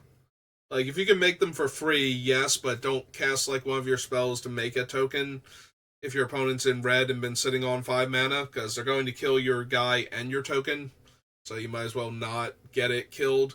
But if you can make a whole lot of tokens, or if you're making them for free, like, repeatable use ability that's making the tokens, just be aware that this thing can also kill your token, so your double block. So your one guy trying to block their big guy and your double block on the other guy might all be terrible. Or they might kill your one guy and your token so that you don't have a good block anymore this turn, depending on the situation. So, just be aware of Trick Shot. Alright, that brings us to green. And our first one is Betrayal at the Vault. So, we've had cards like this before. This is one of the more brutal ones. It is 6 mana, but it is only an uncommon. Target creature you control deals damage equal to its power to each of two other target creatures, not up to. Equal to its power to each of 2 other target creatures. So, the scariest thing about this is, if you don't have the biggest creature, your opponent is going to be able to kill 2 of your creatures with the biggest creature if you can't kill it in response to this thing. This is very similar to Spinning Wheel Kick from Kamigawa Neon Dynasty, where it was green XX to have your creature fight X target creatures. I think it was like 2 green or 3 green and 2x, something like that. Like it cost a ton of mana to fight 2 creatures or more, as it does here. But every time you did that, you basically won the game. Like it was very, very difficult to recover from a successfully resolved spinning wheel kick, and I believe the same will be true of Betrayal at the Vault. The best way to play around this is don't waste your good creature removal on creatures that you could probably outmuscle. The thing is that anything that's big enough to kill 2 of your guys is probably also big enough to get killed by your removal spell. So, like, to merit using your removal spell on it after they tap out to cast it. So that might be why their Betrayal at the Vault lets their slightly smaller creature kill 2 of your medium-sized creatures. You know, it's like, I killed your 6/5, it's like, fine, my 3/3 punches out your 3/3 and your 2/2 then. I got my 2 for 1. I'm probably still good. And woe to those who do a lot of double blocks and get hit by Betrayal at the Vault, because that one's gonna end the game immediately. Like, if you go for 2 different double blocks, and then one of your opponent's creatures punches out half the creatures that you're double on each of your double blocks, you're gonna be very, very sad. So be aware of this thing's existence, but it's not gonna be something you're gonna be able to play around very easily. So it is 6 mana, but it's 6 mana win the game a lot of the time. If your opponent has the best creature on board. And it's going to be really hard to have removals, like, to have had a removal spell for it and not killed it before they untapped with 6 mana. So they might still have it in hand for later. Next is Colossal Rattleworm, which, this is a 4 mana 6/5 with trample and no downside. In fact, it has lots of upside in addition to all of that. I like to make the joke that Pugnacious Hammerskull is a 3 mana 6/6 with no downside, no drawback. Even though it stuns itself every time it attacks if you don't have another dinosaur. Because it's like, no, we're going to have other dinosaurs, it's fine. It's a 3 mana 6/6 with no downside. This is literally a 4 mana 6/5 with no downside. Plus trample, plus upside. So, if you control a desert, this thing has flash. That's what gets it onto this list. This thing can ambush eat your creatures if your opponent plays a desert, and then has 4 untapped mana, 2 of it being green. It's a rare, so it's hard to play around, but this thing is absolutely going to ravage you if you attack into it. The only thing about attacking into it is that your opponent had 4 mana, no plays, and has a desert out. They might be trying to bluff you into thinking they have Colossal Rattleworm. So ask yourself how bad it's going to be if they have it versus how bad is it going to be if they don't. But be aware of this thing. Also, if it's in the graveyard, you can exile it and get a land from your deck. Specifically another desert into play tapped, but it does other things. Because why shouldn't it? Alright, after the green section, I'm going to need to get more water because I am out. In fact, just to be on the safe side, maybe I should get it now. Alright, give me 1 minute, I'll be right back. Alright, back. Up my list. I just need to make sure that I turn the sound back on. Alright, so just did the Colossal Rattleworm, so the next thing up is Gold Rush. Green and 1, create a treasure token. Until end of turn, up to 1 target creature gets +2/+2 for each treasure you control. So this is the giant growth of the set. Notably, it is baseline weaker than giant growth, in that it only gives +2/+2, but the fact that it can give more of a bonus than that means that any deck that is producing treasure can have this thing suddenly be a lethal threat out of nowhere on any unblocked creature. Think of it like Leg Up from Murders at Karlov Manor, where your opponent attacks with a whole bunch of creatures, and you block the bigger ones, and then suddenly the little one gets like +5/+5 and still kills you. If your opponent has a pile of treasure, this has to be on your radar, especially if they're making a bad attack, in order to try and push through damage. So just be aware of if all of their creatures are lethal, then get ready if you have your removal spell to kill their thing. And if you don't, probably get ready to lose at that point. It's probably going to be Gold Rush, and you can't really do anything about it. But yeah, just be aware if they seem to be stockpiling a lot of treasure, that Gold Rush might be the card. Like I said, very similar to Leg Up in that it might be just a huge combat bonus because of that.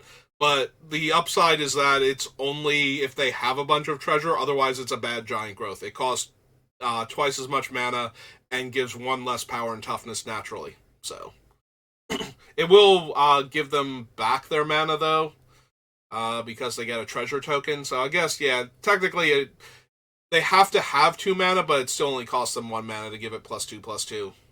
Alright, fine. Still a bad giant growth though at that point. That was Gold Rush. Reach for the Sky. So this is the aura. Green and 3. So it is very expensive. It gives the enchanted creature +3/+2 and reach. And when Reach for the Sky is put into a graveyard from the battlefield, draw a card. So +3/+2 is a lot to have permanently attached to a creature, but it's not the absolute worst, and it's 4 mana to do this, and it does not give the creature any kind of protection outside of raising its toughness. It also does not untap the creature, so the creature gaining reach only matters if you're attacking and suddenly they play this on their ground creature so they can block your flyer. But the fact that Reach for the Sky gets put into the graveyard from the battlefield, draw a card, means that if they use this to trade with your giant guy, like, let's say they haven't been able to keep a big creature on the board, and you've got, like, some big old 6/6 rumbling at them. They block with their 3/3, they slap this on there, it's a trade, but then they get to draw a card to replace the Reach for the Sky. I don't think this one is going to be as big a problem as something like Airtight Alibi was in Mirza Karlov Manor, because this is so expensive and it's only giving 2 extra toughness, but it is the type of thing that will absolutely ruin me personally if somebody happens to be playing it. Because like I said, I tend to try and bait the combat tricks out as soon as possible. Also, the fact that this thing costs 4 mana might mean that it shows up later in the game, and it is more likely to just trade for my guy and draw a card than it is to, like, horribly overwhelm me. But there will be times where it's like, I'm going to put my 6/6 on your 6/5, and they're going to be like, cool, Reach for the Sky. And I'm going to be like, that's great. Lose my guy, you keep your guy, everything's awful forever. But yeah, I don't think this one is going to be that much of a problem, but you might see it at, like, the pre-release as people are testing it out, especially since Airtight Alibi did so well in Mirza Karlov Manor. People might be forgetting context is important, and also the higher casting cost is a lot more relevant. Alright, that brings us to Smuggler's Surprise, which is another spree card. It is absolutely ruining my voice because there's 10 different combinations. That's not true. There's 3, 6, 9? Is it 9? Is it just 3 different things? Like, 1 each, plus 2, and then plus 2, then all 3. Nah, that's only 6.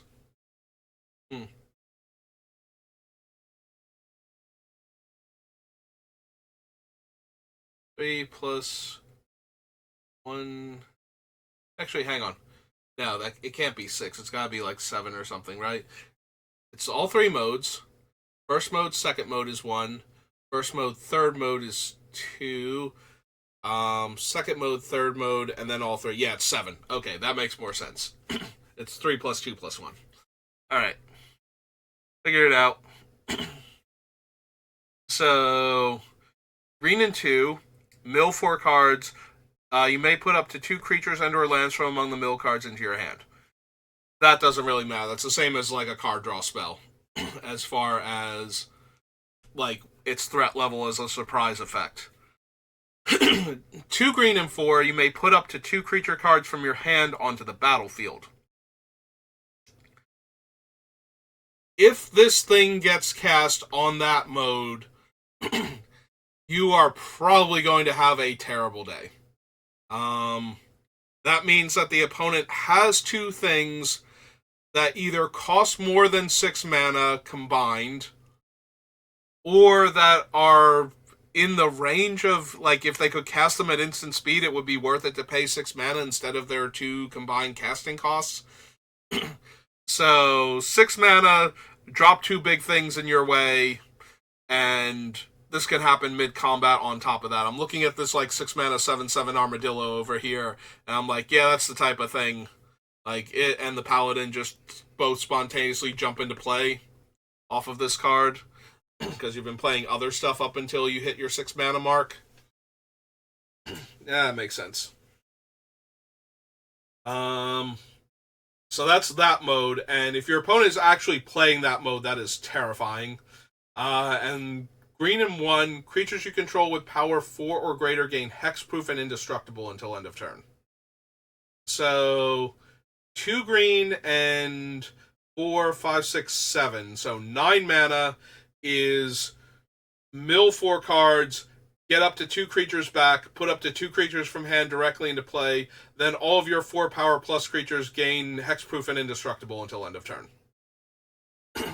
So the biggest thing about this spell, much like a lot of the other ones, is that while the 2 green and 4 is terrifying when it works, the green and 1 mode of giving your large creatures hexproof and indestructible, like, you double block something like this Armadillo over here, and with like a 2 4/4s, and your opponent casts this, and they eat one of your 4/4s, and you don't get to kill their 7/7. You got to eat their combat trick. That's really bad, and anything more than that, like blocking with a 4/4 and a 3/3, and you get 2 for 1, or blocking some other stuff also, and losing a whole bunch of your guys for nothing, is really, really bad. And the fact that this thing can also suddenly dump 2 big creatures into combat in the middle of combat to block your stuff is really bad. And the absolute worst case scenario of attacking all of your guys into them and them casting this on 7 mana and dumping 2 creatures into play and having them be indestructible and hexproof when they're blocking your guys is just absolute misery. That being said, this card is only going to be good in decks that have a very high curve, so it might not turn out to be that good overall, because if you're not putting a bunch of guys into play for 6 mana, if you're not putting 8 to 12 mana worth of creatures into play for 6 mana, and you don't have the bodies to be giving them hexproof and indestructible a lot of the time, this thing does nothing. Like, the first mode is kind of negligible. At mill 4, get 2 creatures back. Like, that's 8 mana to get your 2 creatures back and into play. And it's green and 4 to mill and try and get 2 creatures back, and then give your creatures that are already in play indestructible. Like, that's not terrible to save your guys and try and draw some more creatures while you're at it to keep the pressure on. So that mode's not terrible either, but I really think it's the either save all of my guys because they're huge, or dump all of my guys into play because they're huge, where this thing's going to be absolutely terrifying. So, yeah, just be aware of it. It's a worse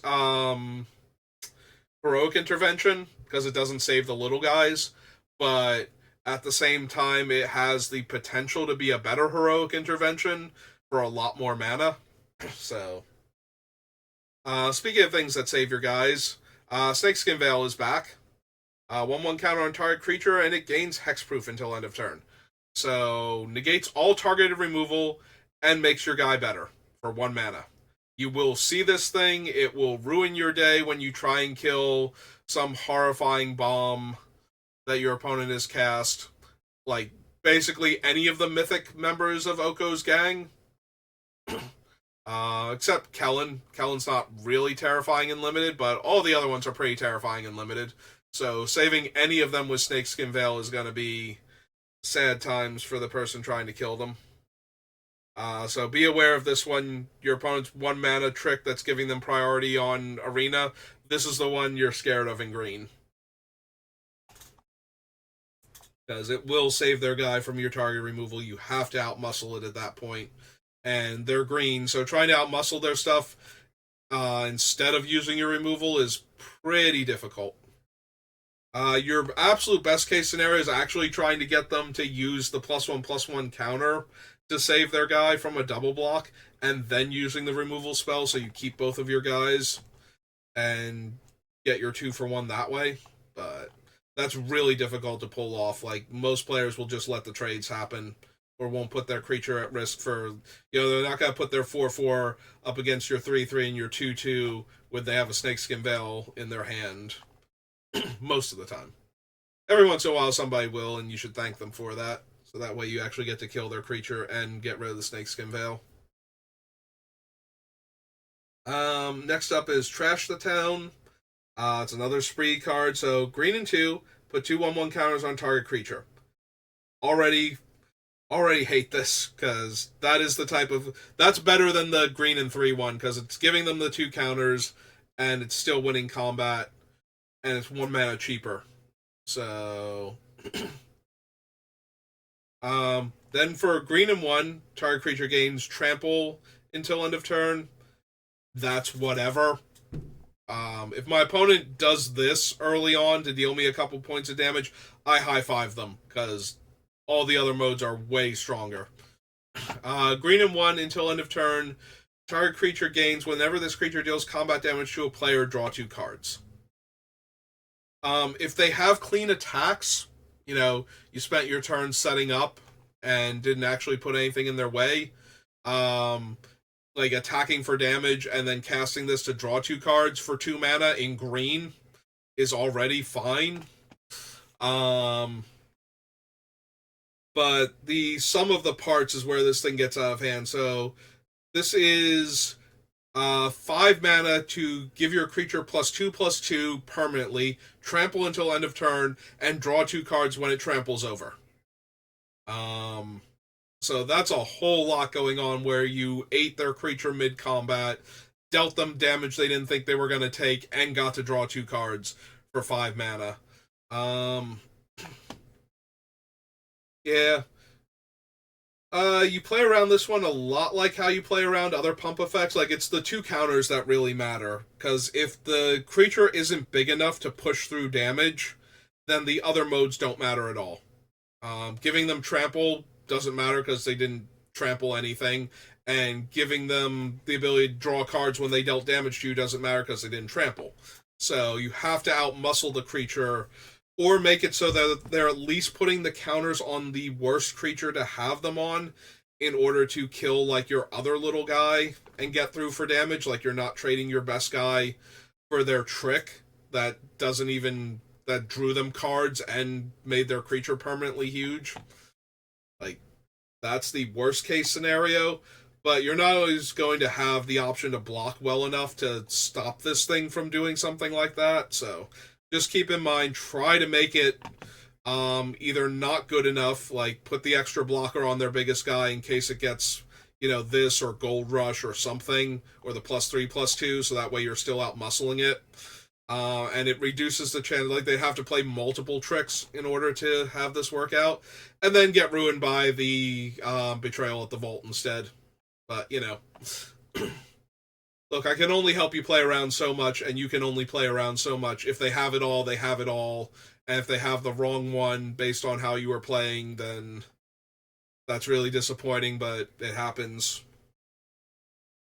Yeah, the more angles the combat tricks attack on and the other instance attack on, the harder it is to play around any given one of them. especially when playing around the one plays into the other one. So, yeah, that's really where the issue comes from. So, just be aware of that. And that a lot of these are uncommon. So, while the opponents will probably have one or two, they might not have the two different ones. So, and also usually play around the ones you've seen if you're playing best of three. So that way, like, unless it's way way worse and you're playing fine if they have the other thing, you play around the ones you know they have, not the ones they might also have. All right, that brings us to the gold cards. And first up, as appropriately as anything can possibly be, any flash has flash. So 3 red, green, and white. She is a 4/5 with flash. Enters the battlefield. If you cast it, return target permanent card with mana value 3 or less from your graveyard to the battlefield tapped. So while she can definitely ambush a creature, and probably will, the thing she brings back cannot ambush also. When any flash becomes tapped, exile the top 2 cards of your library. You may play those cards this turn. So that portion of her is not normally relevant at instant speed, even if she comes into play. Like, there's not a whole lot of vehicles for her to crew. And then the cards she exiles, you'll be able to see them. So if they're instants, you'll know what they are. But you're already in the middle of combat, so things have already gone sideways for you. And he's just going to make it that much worse. But yeah, the whole tapping her thing is probably not relevant. Her being a 4/5 for 6 that just comes into play and eats your 4/4 in the middle of combat, and then has other upside is where the biggest problem is going to be. So just be aware that she exists. She is 6 mana in 3 colors, so you might be able to see her coming. Or at least know that it's possible for the opponent to cast her. But yeah, she is definitely going to eat your mid-sized creature if you don't realize she's there. Alright, there are only 2 other cards that meet my requirements in this section. So we scroll all the way down to the S's for Slick Trick or something. Slick something. URS. Slick Sequence. There it is. So red and the blue deals 2 damage to any target. If you've cast another spell this turn, draw a card. It's a shock. It's literally a shock for blue and red, and it's a cantrip shock if they've cast another spell.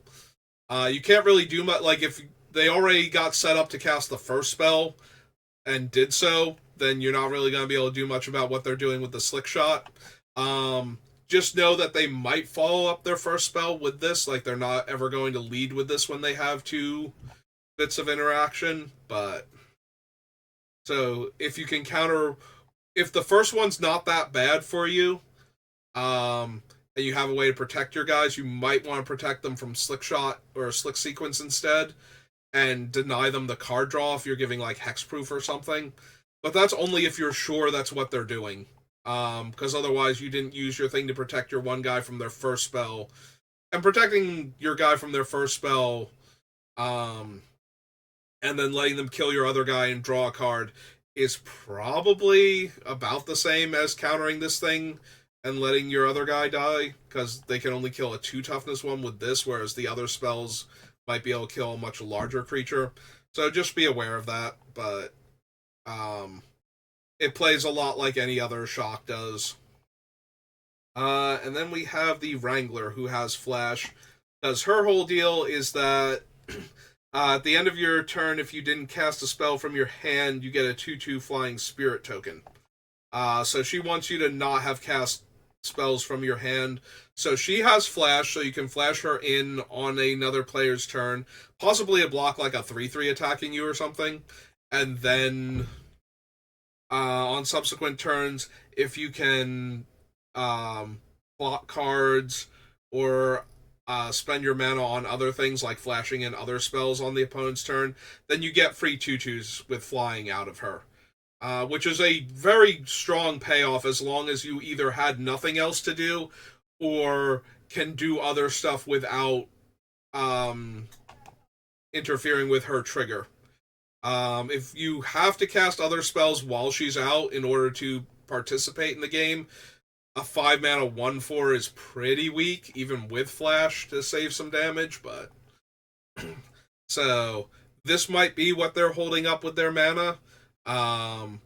But it only really matters if either you're going for lethal and her being an extra blocker is a problem, or if you're attacking with a lot of X1s, where she just gets to come down and eat one of them and hold off some damage. But that is her thing.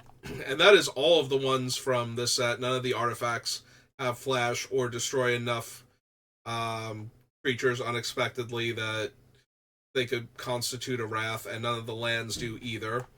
So that brings us to the breaking news section, which has a lot of wraths and instant speed stuff. So the big thing about this set that we should go over real quick is that a lot of the Outlaws care if you've committed a crime. And in order to commit a crime, you have to target your opponent, a card they control, or a card in their graveyard. And a card they control can be a permanent in play, or, targeting anything they control. So targeting their tokens, or their cards, like any of their permanents in play, or any of their spells on the stack. Counter spells are crimes as far as these effects are concerned. Now, most crimes only trigger once per turn, because letting you keep getting them each time you do them would create a whole lot of value out of each of the cards, so there are a small handful of them where you can trigger the ability multiple times. Specifically, cards like her, where it's like, until end of turn, target creature gains menace or lifelink. She is one of the very few that can trigger more than once per turn. Similarly, the Overzealous Muscle, because having multiple instances of indestructible is normally redundant, can trigger multiple times, but most of the time they are, when you commit a crime, do this ability triggers only once each turn. Like Kaervek here, commit a crime, exile up to one target black card from your graveyard and copy it. You may cast that copy. If you do, lose 2 life. That is one of those things where, actually, wait, does Kaervek not have the once per turn? Whenever you commit a crime, exile up to one target black card from your graveyard and copy it. You may cast that copy if you do. Oh, wow! I missed that Kaervek actually doesn't have the once per turn thing on him. Here we go. Gisa, so whenever you commit a crime, create 2 tap 2/2 blue-black zombie rogue creature tokens. This ability triggers only once each turn. Yeah, like, target your opponent with something, get 2 2/2s, target them again, get 2 2/2s, target their creature, get 2 more 2/2s. Like, a lot of these get very out of hand with what they give you for committing the crimes. I thought Kaervek was like that, because if you target them with a spell, and then exile another spell from your graveyard that can target them, you can keep chaining as long as you have life. And so that's why I thought Kaervek was once per turn. But apparently he can chain a bunch of spells together. If you can cast a couple from your hand and a couple more from your graveyard. You do need to pay the cost for them, so he's not entirely chainable, like easily chained together with all of these things, but that is still something you can do. Okay, but yes, there are a lot of things that care if you've targeted your opponent's stuff. So all of the headlines have to be able to commit a crime. That is the main requirement for them to be in this special subset. So every one of these is a crime you can commit. There are like 1 or 2 of them that are questionable, and there's at least one where technically you can commit crimes with it, but nobody ever uses it to commit crimes. Which they were supposed to avoid, and they pretty much did. but there is one that is not really a crime. In fact, even though it can destroy a whole bunch of your opponent's creatures, I did not put it on this list because I do not expect it to be a Wrath. If anybody's playing it, it's to try and do what it does in actual constructed formats, but we'll get to that in a minute. So, first Wrath, Fell the Mighty, is white and 4 for a sorcery. Destroy all creatures with power greater than target creature's power. So, if you target an opponent's creature, that creature will survive, but everything with greater power than it will die.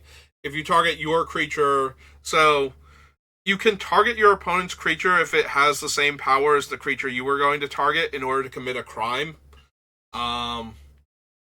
But either way, the opponent is very incentivized to kill the target if they can. So that's how you get around this Wrath. If you can kill the target,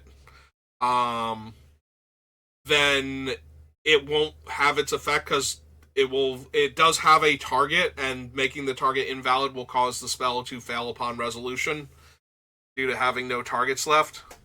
It used to be countered upon resolution, but now it's not actually being countered, so that way they don't have to print certain cards with the wording they used to because of that. So yeah, it just fails to resolve because all of its targets are invalid. Other than that, you play around it by playing around Wraths. The most notable thing is you can play out more creatures that have the lowest power among creatures in play without having to worry about them getting killed by this. Like, if there's already a bunch of the 1/1 mercenaries running around, you can play out more 1/1 mercenaries. You do have to worry if you're playing out, like, if everybody has, like, 2-power creatures and you play out some 2-power creatures, that they might be able to make a mercenary and then target it with this to kill all of your stuff, but past that, you play around it like any other Wrath. If it looks like they're setting it up, you keep a few of your bigger creatures in hand so that you can play them after the Wrath. In the meantime, you try and put enough pressure on them that they can't keep waiting on it to try and get more bodies out of it. Fierce Retribution is white and 1 for an instant. It does have cleave. If you pay the cleave cost of white and 6, you can ignore the bracketed text in the card. So for white and 1, you destroy target attacking creature. For white and 5, you destroy target creature. Both are very potent. Being able to kill a creature that's attacking you for 2 mana. Like I said, there's usually cards like this in every set. You play around this by not attacking with the creature you don't want to have die if it's not important to, like, if you need to keep that creature around, or you can put pressure on your opponent's life total without presenting your best guy as a target. They can't just keep leaving up the mana and somehow still deploying creatures to deal with your other attackers a lot of the time, so you've got that going for you. But eventually they might get to the mana where they can just kill your guy anyway, so you have to do as much as you can with that creature while it's not attacking, so that way they eventually cast it and kill your guy, but you did get what you wanted out of it. Otherwise, you should just be attacking and keeping pressure on them, and force them to have it and to use it. So usually you want to attack with your lesser creatures, though, so that way you can keep your best guy. Path to Exile is just a straight-up removal spell. There's no playing around it. It just kills one of your guys, and you get a consolation land. So, and it's one of the most efficient creature removal spells you're ever going to see, and kills basically everything. We do have a few more options for saving creatures in this set, but that's still... next up is Archive Trap, so this one's a bit weird. It's 5 mana, and if an opponent searched their library this turn, it costs 0, and it mills 13 cards. So, here's how mill works when you don't have other cards that mill your opponent. If you can mill 10 cards, that is a significant chunk of damage, but you still have to be able to stall the game out. Milling about 20 cards is usually lethal. So, milling 13 cards is almost never going to be good enough. In current era Magic, because a lot of the there's usually a very fast deck in the format. It's usually Boros, but sometimes it's one of the other color combinations, and it can usually pull you apart fast enough that milling 10 cards or 13 or even 20 isn't quite good enough. But milling 20 is normally, if you can stall the game out and you can mill your opponent 20 cards, that is usually enough to kill them, because they start with 7. By the time you've hit this, they've drawn 5, so that's 12. So milling 20 is 32, so that's 8 more turns they have to win. So it's doable, but it's really hard. So milling 13 is usually not good enough.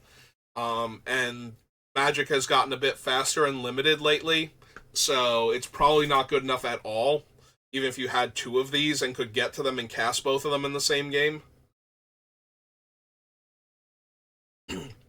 So the way you play around this is your opponent plays it, and then you kill them. And then you shrug and go, well, that was neat. But yeah, Archive Trap is not very good in Limited. It is an instant, though, so I did have to bring it up. Archmage's Charm. So this one is 3 blue mana to cast. And you choose one. Counter target spell. Target player draws 2 cards. Gain control of target non-land permanent with mana value 1 or less. All of these are potentially very potent. All of these are difficult to play around. In fact, this card is incredibly hard to play around, because if you don't give them a valid target for the first mode or a worthwhile target for the third mode, they can always just use this as a 3-mana divination at instant speed. This thing is very powerful. It is triple blue. You will know when your opponent is trying to cast this thing. You will be able to sense it coming. If it turns out to be one of the other counter spells instead, oh well. You play, if you're playing around those, you're playing around Archmage's Charm. Your best bet is to try and get them to draw the 2 cards or fall behind on board by holding it up. Don't play like Tiny Bones into this. Also, don't let them steal him, but because he's a precious little pile of bones, and I love him.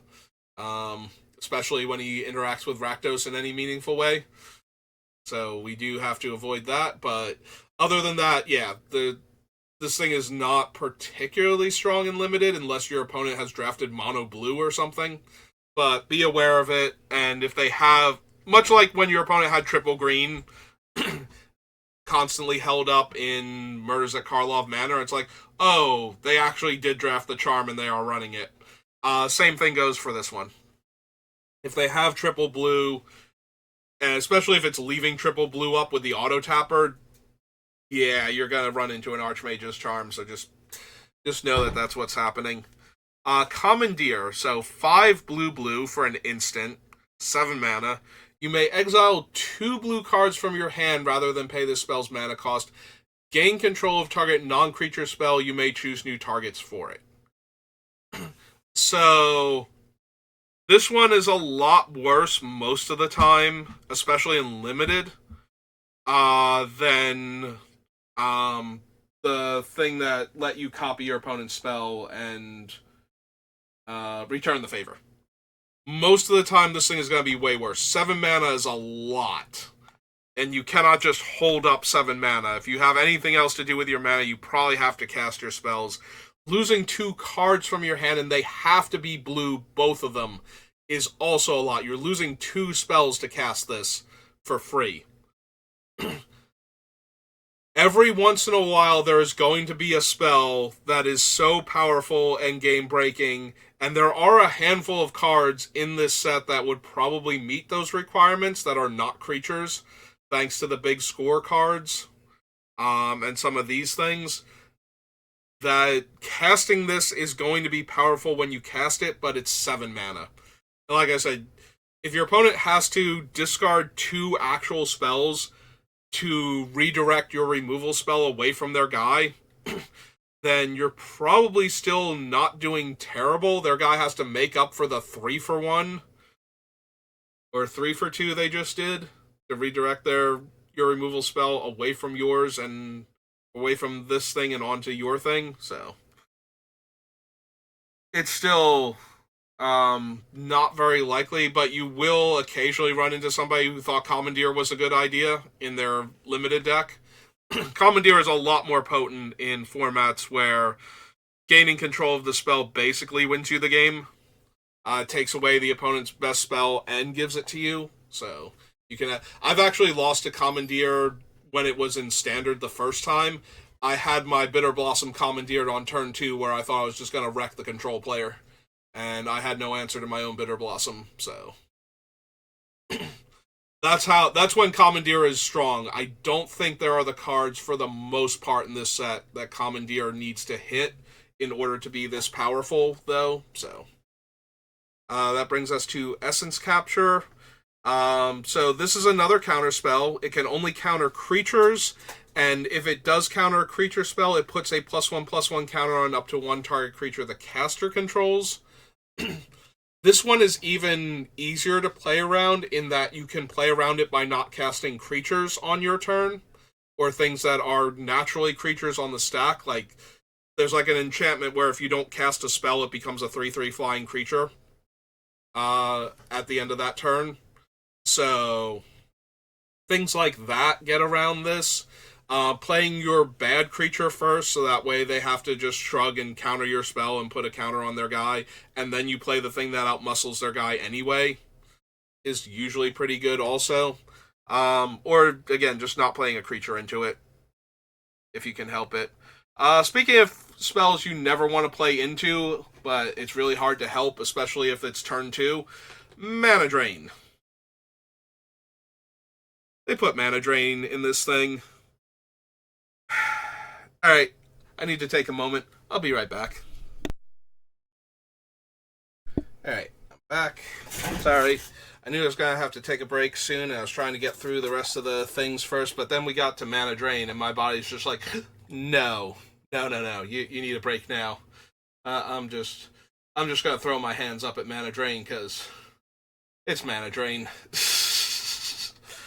Like, this is the first time that Mana Drain has been reprinted in a normal 15-card Magic booster pack since Legends. Like, every other time it's been reprinted, like, yes, they've been in 15-card booster packs, but they've been, like, master sets with intentionally higher power levels and intentionally higher price point for the booster packs themselves. This is the first time since Legends was new that Mana Drain has been in a pack that costs, like, less than like $8, I think, or $7, something like that. Anyway. So Mana Drain is in. This is the absolute worst one to run into. Like, all of these other ones are fine. Like, you get your spell counter, it's like, that sucks. You move on with your life. Mana Drain, on the other hand, gives the opponent mana equal to the mana value of the spell they countered at the beginning of their next main phase, whenever that is. So if they counter a spell on their turn, then they would get it on, like, their post-combat if they do it, like, main phase 1, if you go, like, I'm going to tap down your creature, and they're like, Mana Drain. At the beginning of their next main phase, like, post-combat main phase, they get their Mana Drain mana.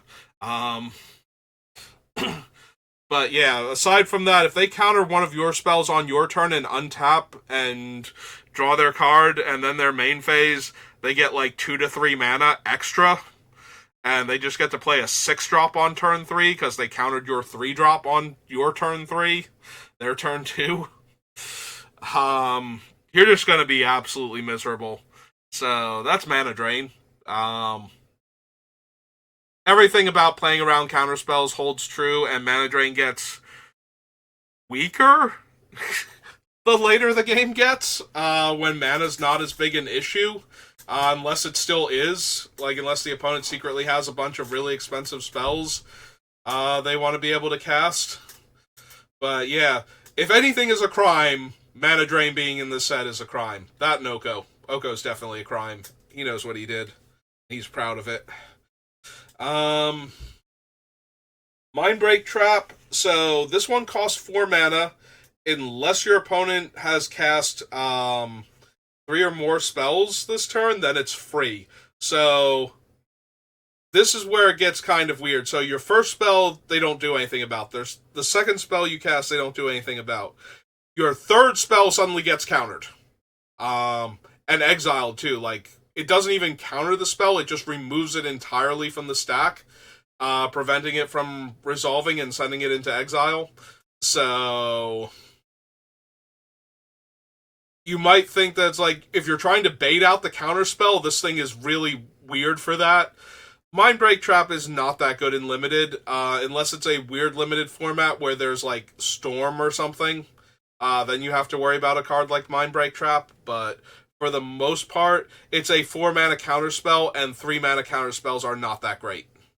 So you probably won't see Mindbreak Trap all that much in limited, but it is a card that shows up in constructed, especially in formats where you're trying to do like Arc Light Phoenix shenanigans or something, like trying to cast like 3 or 4 spells in a single turn.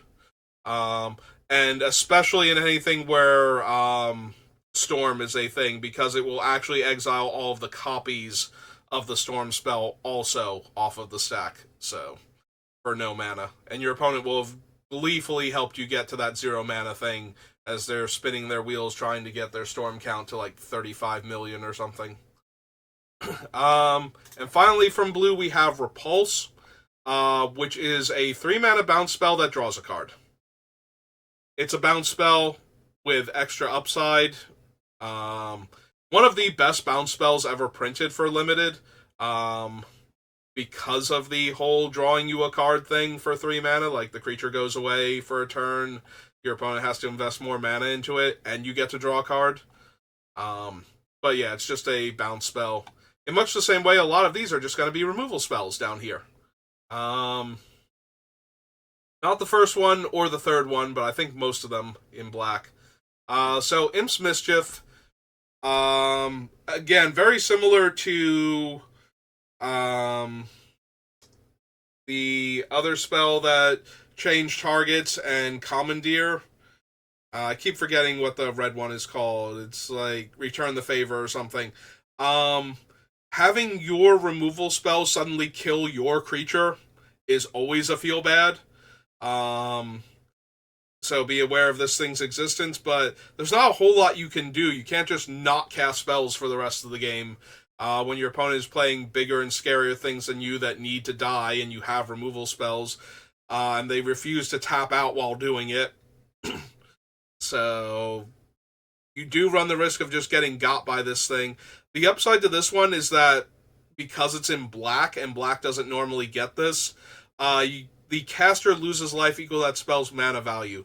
So if you can set it up so that your more expensive one is the first one they have to change targets on to save their guy, at least you've got that going for you. Like maybe you can get them in range of damage, but it's still not great. Again, it's more of a be aware. You have your removal spell. Sometimes it's just going to be if they have it, and you lose the game anyway.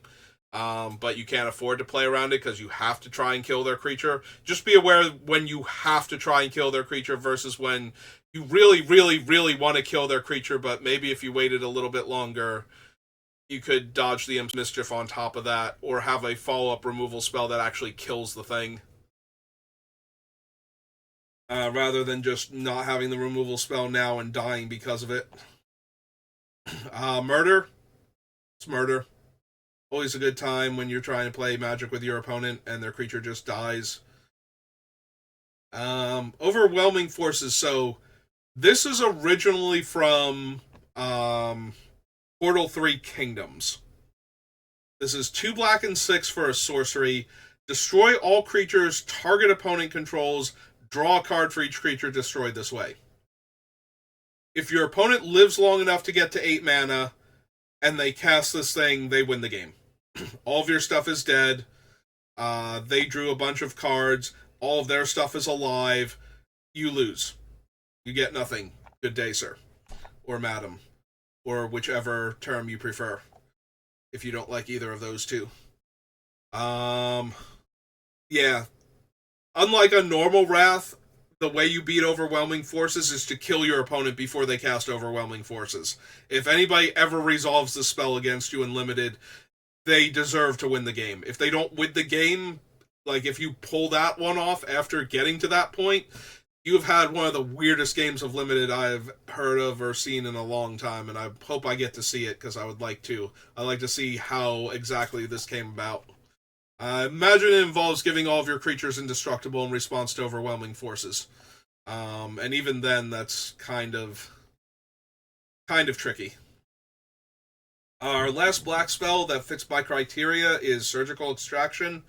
This is not a card you need to play around. This is one of those cards that exiles a card and then from a graveyard and then strips your opponent's hand and deck of all copies of that card. This is a sideboard card for beating combo decks in constructed formats. This is not a card you need to worry about in limited. If your opponent plays this against you, you high five them because they wasted a card in their hand on a nothing effect. Maybe if your opponent has like 50 reanimation spells, like if they have if their 8 spells in their deck are like 3 removal spells and 5 reanimates and they have a bunch of awesome creatures, you can bring this one in, but no, this is not a good card. There's no playing around this. You hope that you get into a position where you have to play around this most of the time because you will not have the cards your opponent needs you to have for this to be a good Magic card in limited. So I didn't put Crackle with Power on this list because this basically just wins the game if X is big enough to kill more than like one creature. Like, if X is killing 2 creatures, X is dealing 10 to one creature and 10 to your opponent's face. Almost every time. So, and that is for 8 mana. So, yeah, Crackle with Power almost never... And when it does, it kills exactly 2 things to clear the board for your attacks for, like, 2 turns in a row. So, Electro Dominance is 2 red and X, deal X damage to any target, and then you may cast a spell with mana value X from your hand without paying the mana cost. So normally the problem in modern Magic with spells like this, especially if they cost more than, like, it's 2 mana plus X to deal X damage, so it's 3 mana to deal 1, 4 mana to deal 2, is that they're very painfully inefficient. Back in the day when creatures were way worse, and spells were way better, spending 2 red and X to deal X damage at instant speed was amazing. Oh god, it was from Mirage. I forget what its actual name was, the 2 red and X spell. And then there were other variants that were even better, but just 2 red and X to deal X damage at instant speed was plenty good enough to finish off most opponents. The upside to Electro Dominance is that it also lets you cast another spell with mana value X. So, trying to play around Electro Dominance is really difficult. It can go to your face if your life total ever gets low enough. Or it can kill one of your creatures and possibly cast them a spell in either scenario. So, if you're too low on life and they use this to effectively flash in a creature while dealing damage to you by adding 2 red to deal that creature's mana value and damage to you. That is an awful big thing to try and play around. Other than that, it's just a removal spell that's clunky. But it also might flash in a creature to block in the middle of combat. So, like, 2 red and 2, kill your 2 toughness attacker, play my 2/2 from my hand for free. Now that I've baited you into attacking with everything. So, another thing to be aware of, but not something that... If you're playing around other removal and other flash creatures, then you're playing around this thing also. Just because it's removal and a flash creature stapled together is a little rough, but... Fling. So, Fling's main thing that it does is kill you out of nowhere by turning the biggest creature that just hit you into additional damage. It also lets you turn a creature that's about to be killed by a removal spell into some additional damage, or into a kill spell against the opponent's best thing. Like, I'm going to kill your 4/4. It's like, I'm going to throw my 4/4 at your 3/3 then. So it's no longer able to attack me this turn, and we've just traded our best creatures and our best removal spells. So yeah, it's Fling. Like, there's no real playing around that. It's just much like you go to kill their creature, they get to draw 2 cards from the black spell. You go to kill their creature, they get to lightning bolt your guy because their creature had 3 power. um, and if you don't go to kill their guy, they might lightning bolt your face after they've gotten you down to 3. So you have to be aware of Fling, but you can't really do much. Alright, so Indomitable Creativity is the one where it's like, this is technically a crime. Nobody uses it to commit a crime. You do not kill your opponent's thing and let them cascade into something and see if it's better. You kill your things and cascade into better things. And in Limited, that's not even a factor because the way you do it in Constructed is you have non-creature, non-artifact things that make tokens that are artifacts and or creatures. And then you indomitable creativity for like X's 2 or X's 1 and hit one of the only creatures in your deck you can actually hit.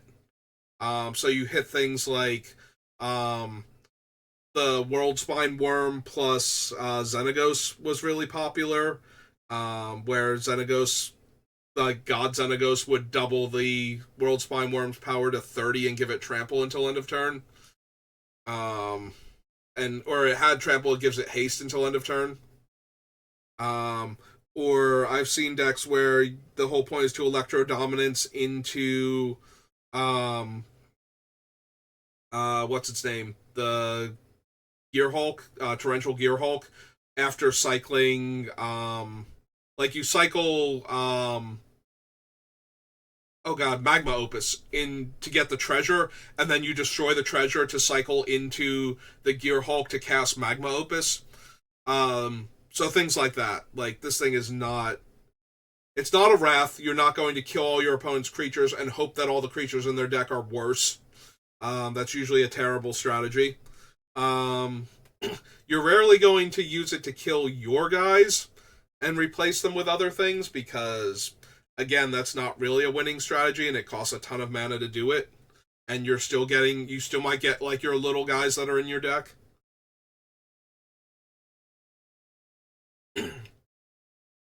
So yeah, if you were wondering why, like, I was planning on bouncing over Indomitable Creativity, even though you can pay 3 red and 3 to kill like your opponent's 3 biggest creatures in play and try and downgrade them, it's because that's not normally worth doing at all. Skullcrack is an instant, but it deals 3 damage to a creature or player and prevents life gain. So there will be times where you get Skullcracked and it messes up your life gain plan to stabilize. You know, like you try and flash in Holy Cow or something and gain some life, and they're just like, I'm a Skullcrack you in response, so you don't gain any life this turn. And now I've dealt 3 damage to make up for the, like, 3/3 that you were going to block with the cow to try and save damage. But past that, it doesn't really do anything that you can play around. You just have to be aware of it. So Clear Shot is +1/+1 and punches a creature. Much like Battle at the Vault or Betrayal at the Vault, this one especially wrecks double blocks on your big guy. When you're trying to double block their big guy and kill it, and they Clear Shot one of your little guys away, it's just the absolute... Or when they Clear Shot a third creature that wasn't even involved and make their guy big enough to live. Like, so Clear Shot is very difficult to play around because of things like that. But it's a buff and a punch. Like, those things are always brutal, so just be aware of it. There might not be anything you can do about it, but be aware of it. Force of Vigor, so you might have noticed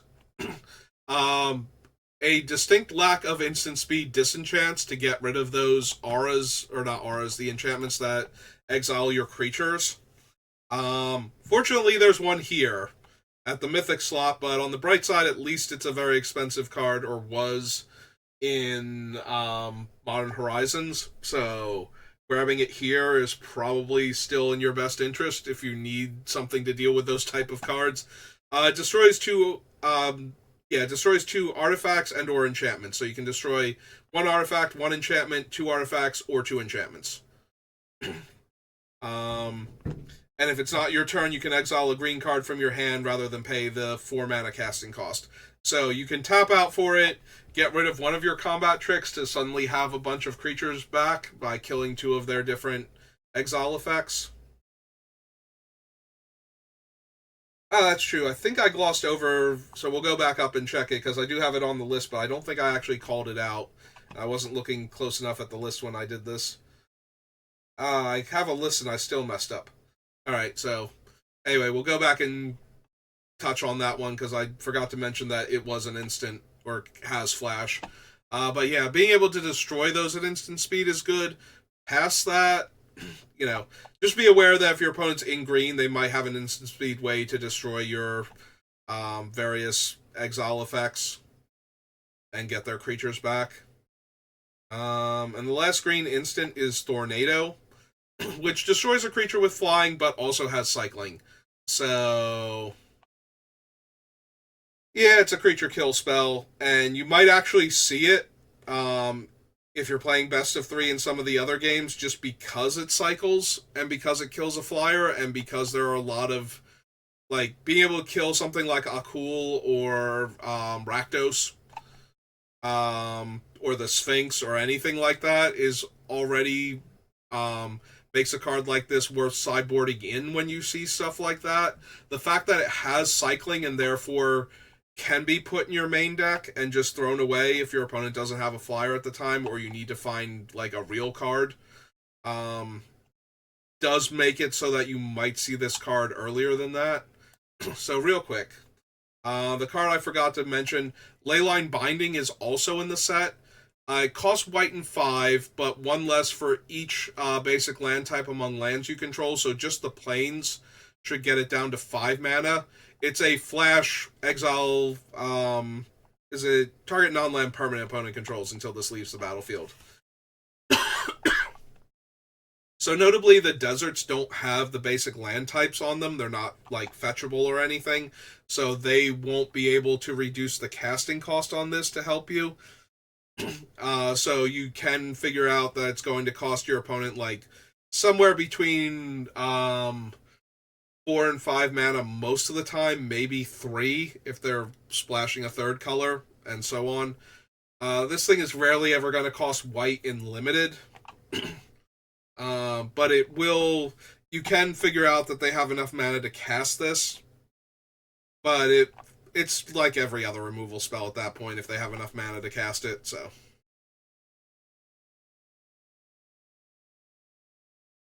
anyway, now we bring down here so we can get to the gold cards.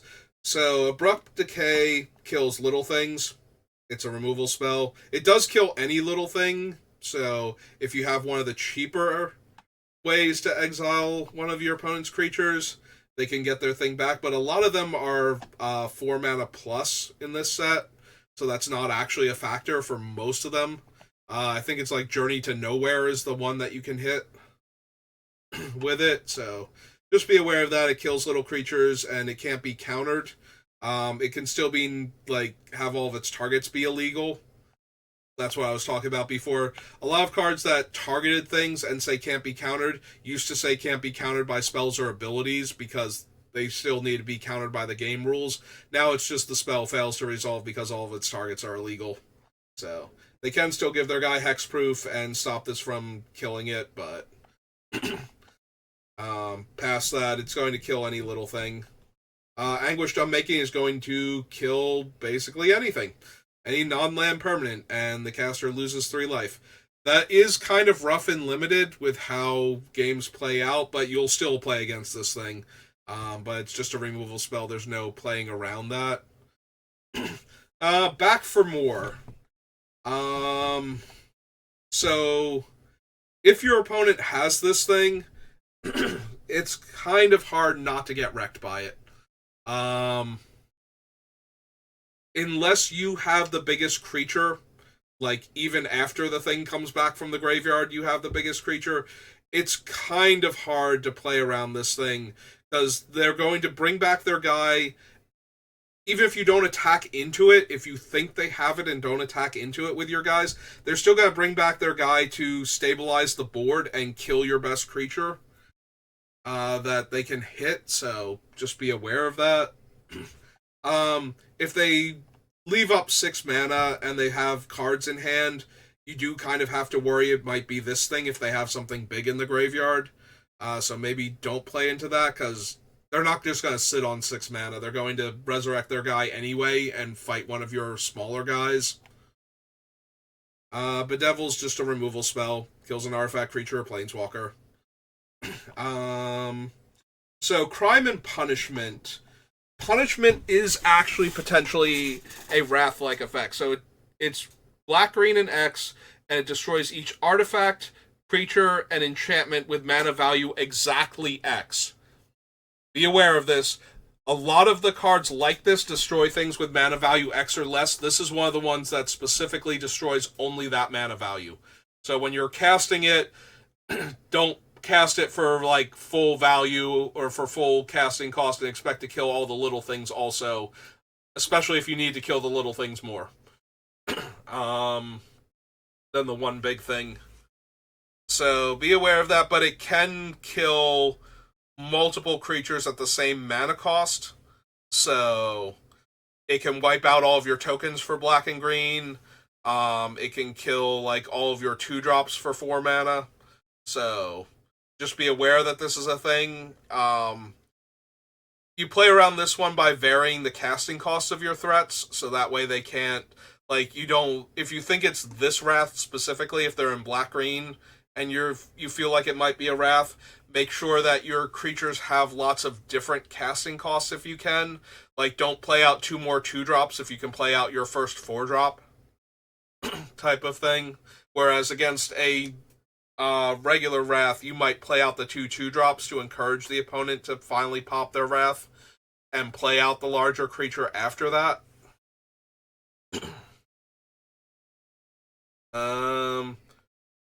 Yeah, these things are not actually Wraths. They, like, Decimate can destroy multiple different permanents, but it needs one of each of those permanent types in play to even be cast. Yeah, it's not up to 1 artifact, up to 1 creature, etc.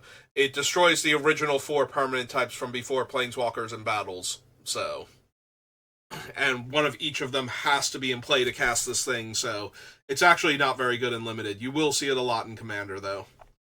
And Cruel Ultimatum technically only kills 1 creature. So while it's doing a lot of nasty stuff, it's not a Wrath. It's definitely a crime, though. If you're casting Cruel Ultimatum, you've definitely committed a crime. So that brings us to Decisive Denial. So it's blue and green, and it's a modal spell. The first mode is target creature you control fights target creature you don't control, and the second mode is counter target non-creature spell unless its controller pays 2.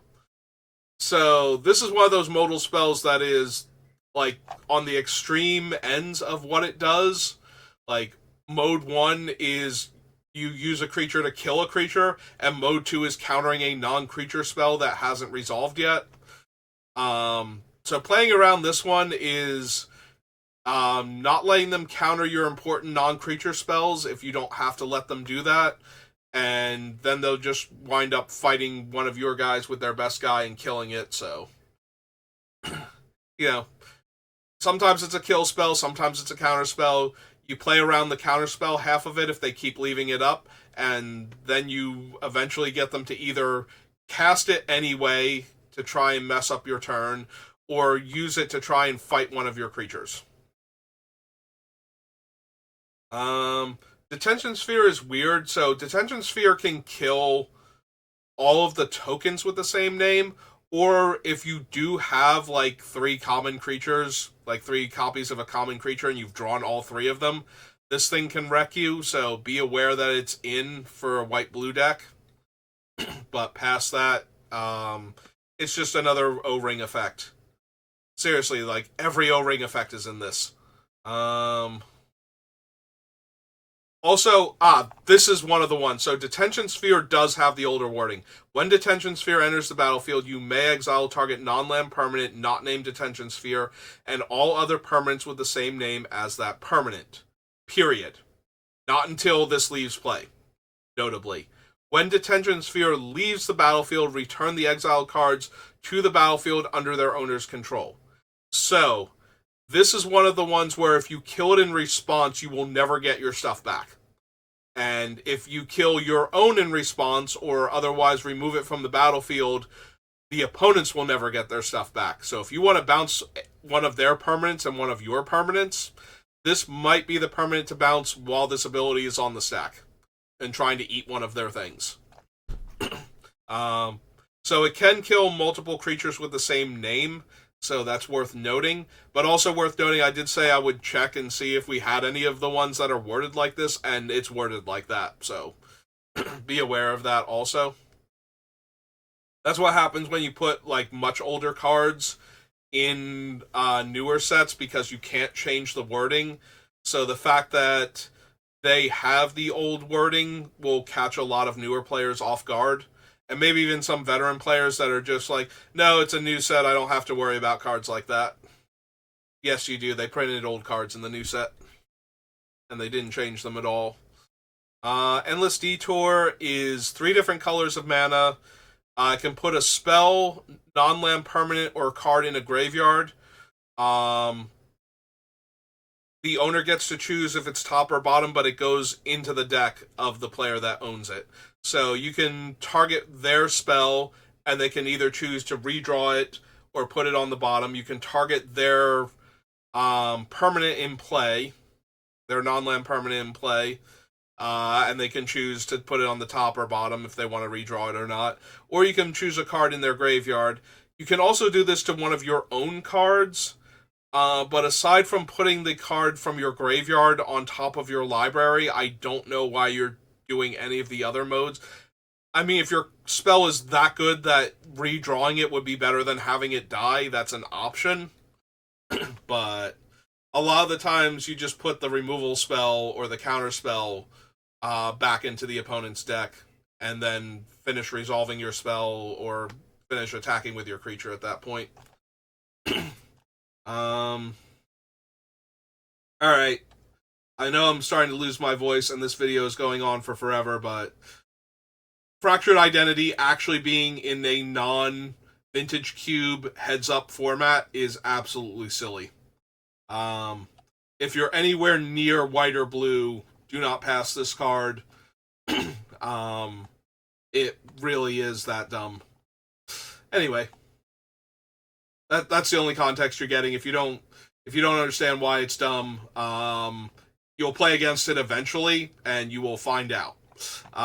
In Commander, it's a lot more balanced because you have more than one opponent, so you have to give the other opponents copies of it, and that might be a problem, but when only you get the copy of it in heads up, it's good times. Alright, Hindering Light is a counterspell. It's limited to spells that target you or a permanent you control and draw a card. So it's a way to save a creature from a target removal spell or stop something like a Mind Rot or something from hitting you. So you play around it more the way you play around like Snakeskin Veil and whatnot than you play around a normal counterspell most of the time. Because it can't really counter anything other than targeted spells. Hypothesizal is a burn spell that draws cards. So you can't really do much about it. It's either going to burn down your creature or it's not, and it's going to draw them 2 cards. It's a potent spell, but it's creature removal. That's limited to dealing 4 damage. Ionize is a counterspell that deals 2 damage to the caster. Plays around it just like any other counterspell. The fact that Oko is in here is a crime. He is way too powerful now. I have played against him in Limited in Throne of Eldraine, and it was not good times. I have beaten him before, but that's because that was the pre-release, and Oko is weird. And trying to play him properly at first was not, like trying to figure out the proper sequencing on Oko is not as easy when you first see him if you don't realize exactly how he works and how dumb he is. And it was still an uphill battle to beat him. He was incredibly hard to take care of.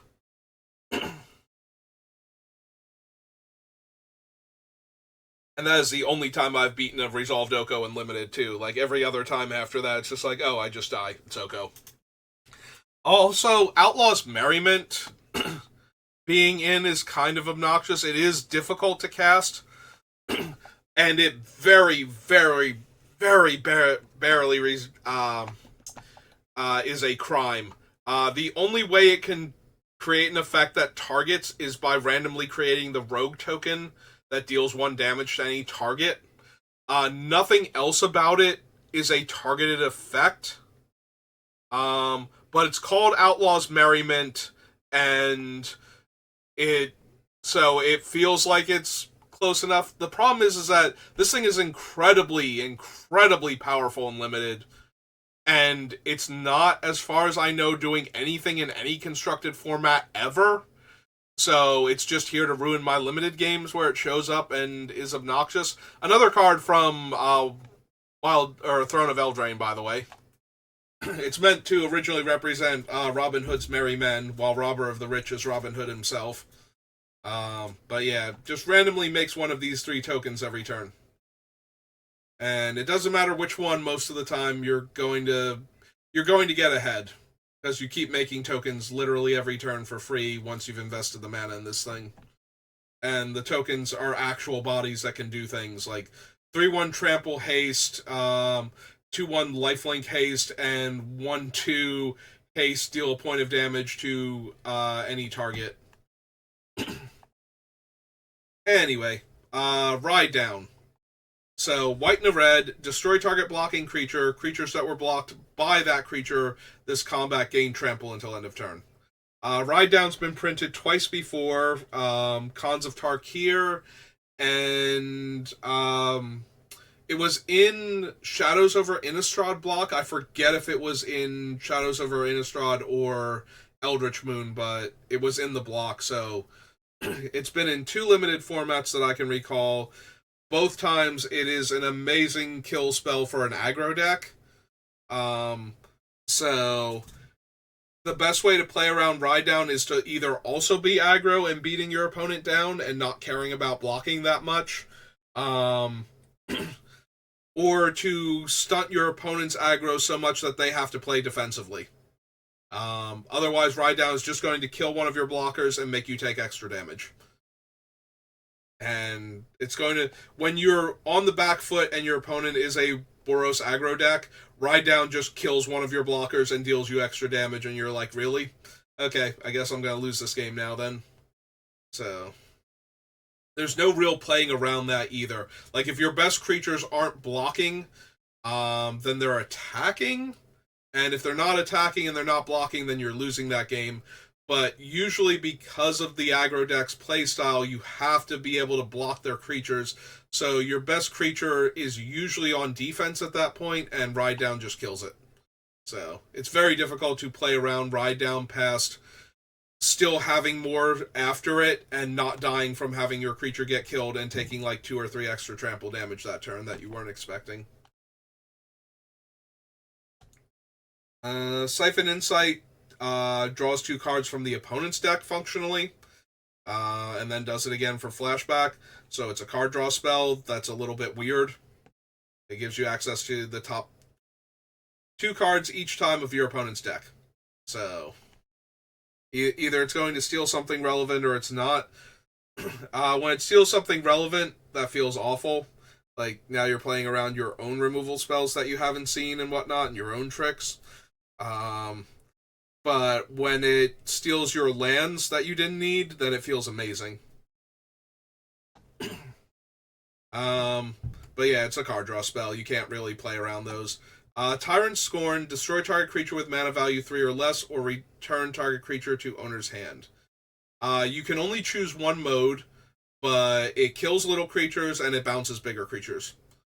So it's It's a removal spell. It either kills the little guy or it bounces the bigger thing, depending on what the opponent most needs at the time. Vanishing Verse, a lot stronger here than it was in Strixhaven, where there were a lot more gold cards running around. Still just a removal spell at the end of the day. Voidrend, same thing as all of the other ones. It's a slightly harder to cast.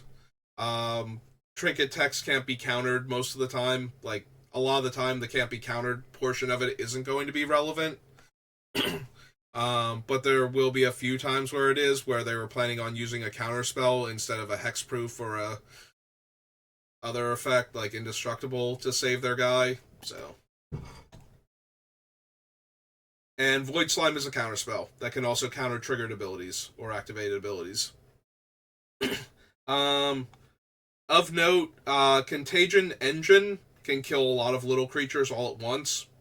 Also, if they have the mana, it can kill creatures with like 3 toughness. If they have the 10 mana. They probably won't, but having it come down and shrink all of your creatures and kill the smallest ones, and then be able to actually wipe your board on the next turn, you do have to be aware of Contagion Engine. As far as wraths go. Alright, so that brings us to the special guests. Brazen Borrower is a bounce spell and a flash creature with flying. It can only block other flyers, so it's not going to ambush most of your creatures and kill them, but it will ambush your flyers on occasion. Especially if the opponent has the 5 mana necessary to bounce your thing and play a flyer. But anybody who's played against Brazen Borrower already knows how silly the thing is. Like, it bounces your thing on, like, turn 2, and then it flashes out at the end of turn 3 in order to attack you on turn 4. And just get massive tempo advantage from the 2 mana spell, and usually do a ton of actual damage with the creature side. So, Desertion is a 5 mana counter with the added effect of stealing an artifact or creature that it counters this way. This was originally from Alliances, I believe. It's either from Alliances or Mirage. I always forget where Desertion's from, but I think it's Alliances. Anyway, it counters a spell, and if it counters a creature or an artifact, you get to steal it. It's a counter spell, and your opponent has to hold up 5 mana. So, not the best one, but sometimes you will feel inclined to cast a spell because your opponent is doing nothing and you want to end the game. Just be aware that this card exists in the set, if you're going to insist on that. And then the 2 gold cards.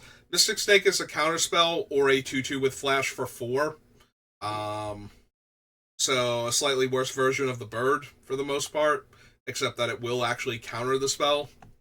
But it doesn't fly, and it has a higher casting cost and a more complicated casting cost. It's still a living counterspell, though, so it both stops you from adding to the board and adds to the board, so you do have to be aware of it. But having to hold up 4 mana and be in the specific color combination to even cast it is a bit rough. Notion Thief, on the other hand, so this is one of those things that the opponent will just flash out if you don't do anything, but if you ever cast a card draw spell while they have 4 mana, this thing's coming down and it's stealing your cards. And that's going to feel awful. So be aware that he is a thing that can potentially show up. All of these are special guests, and they're mythic rare on top of that, because the special guest slot doesn't even get used in every pack, so like, it's usually used for one of the other things that can show up in that same slot.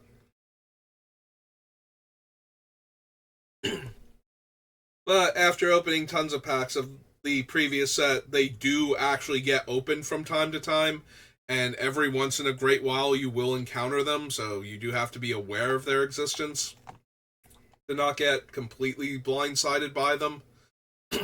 But sometimes you'll just be like, I know it exists, but it's so hard to get one of these things, and I can't afford to play around it. So that'll happen, and the one time the opponent actually has it, it's going to feel just the worst. Because it's so hard to get one of those things in the first place, and then to actually have it and cast it at the right time. What are our things for this set? Because there are only a couple. Harvester of Misery and Pest Control. Oh. Alright, Harvester of Misery has two things going for it. First, it kills all little creatures when it enters the battlefield. Gives all creatures -2/-2. So all the little stuff is going. All the other creatures are getting smaller too, so with proper combat beforehand. So this is another one of those things where the opponent attacks with everything and you're like, oh, it's a Wrath, so I block to try and eat their things, and what they're actually doing is trying to get your guys weak enough to kill them with Harvester of Misery. They do have to do this post-combat, so you at least get to eat the creatures you are going to eat, unlike the thing that messes with the guards, the Blacken 2, creatures get -1/-1, and Surveil 2, or Scry 2. Also, this one does affect the opponent's creatures also, so they might be attacking with their guys because they're going to die if they play out Harvester of Misery. But the Harvester also has the secondary effect of being able to, you can spend 2 mana and discard it to -2/-2 on a single creature until end of turn. So that is also a factor, like it is a removal spell for smaller creatures at 2 mana. And it's not actually a spell at that point, it's an ability. So you would need one of the things that interacts with abilities, which there are a couple in the set, but you can't just change the target of the spell. For example, like Imp's Mischief doesn't do anything to this, I don't think. But the one red spell does. Does Imp's Mischief work on abilities? I think it's only spells. Target spell, yeah, so you can't, like, Imp's Mischief this away from your creature or anything. So there's that. But it is also a pseudo-wrath in the -2/-2 effect, so if your opponent's attacking with everything, this might be the thing instead of the -1/-1. They might do this post-combat and kill all of your other things, and they would have lost a bunch of their guys anyway, so. The other one is Pest Control, which is a wrath for small creatures. And Loot is adorable, and to pet him, so cute.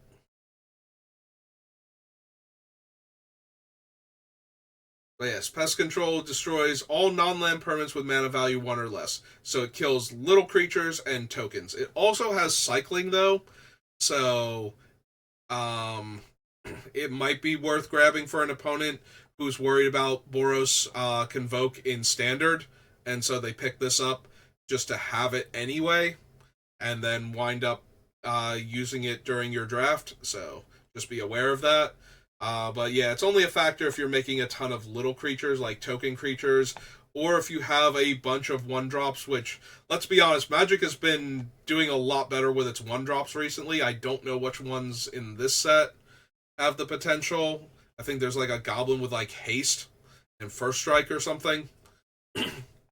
But anyway, so this card does exist, and it will kill all of your outlaw tokens, and a lot of other random tokens that you could be making, so just be aware of its existence. If your opponent is white-black, they might be able to kill all of your little chump blockers that you thought you had. Just that. But yeah, that's going to bring us to the end of all of the instants, flash spells, and wraths. So, how long is this video? 3.5 hours. Perfect. I don't know how limited resources handles talking this one. I mean, they bounce back and forth off of each other so that they don't have to talk the entire time, and they do a podcast. But I also like stream regularly, and this still kills my voice. So I'm gonna call it there. I hope this helps you with your pre-release, and I wish you good luck, and I hope you have a lot of fun with it. I know I will, because I love playing Magic, and I love Limited, and I love new formats. So I will have a great time. But thank you for watching, and I will see you next time. Have a good rest of your day.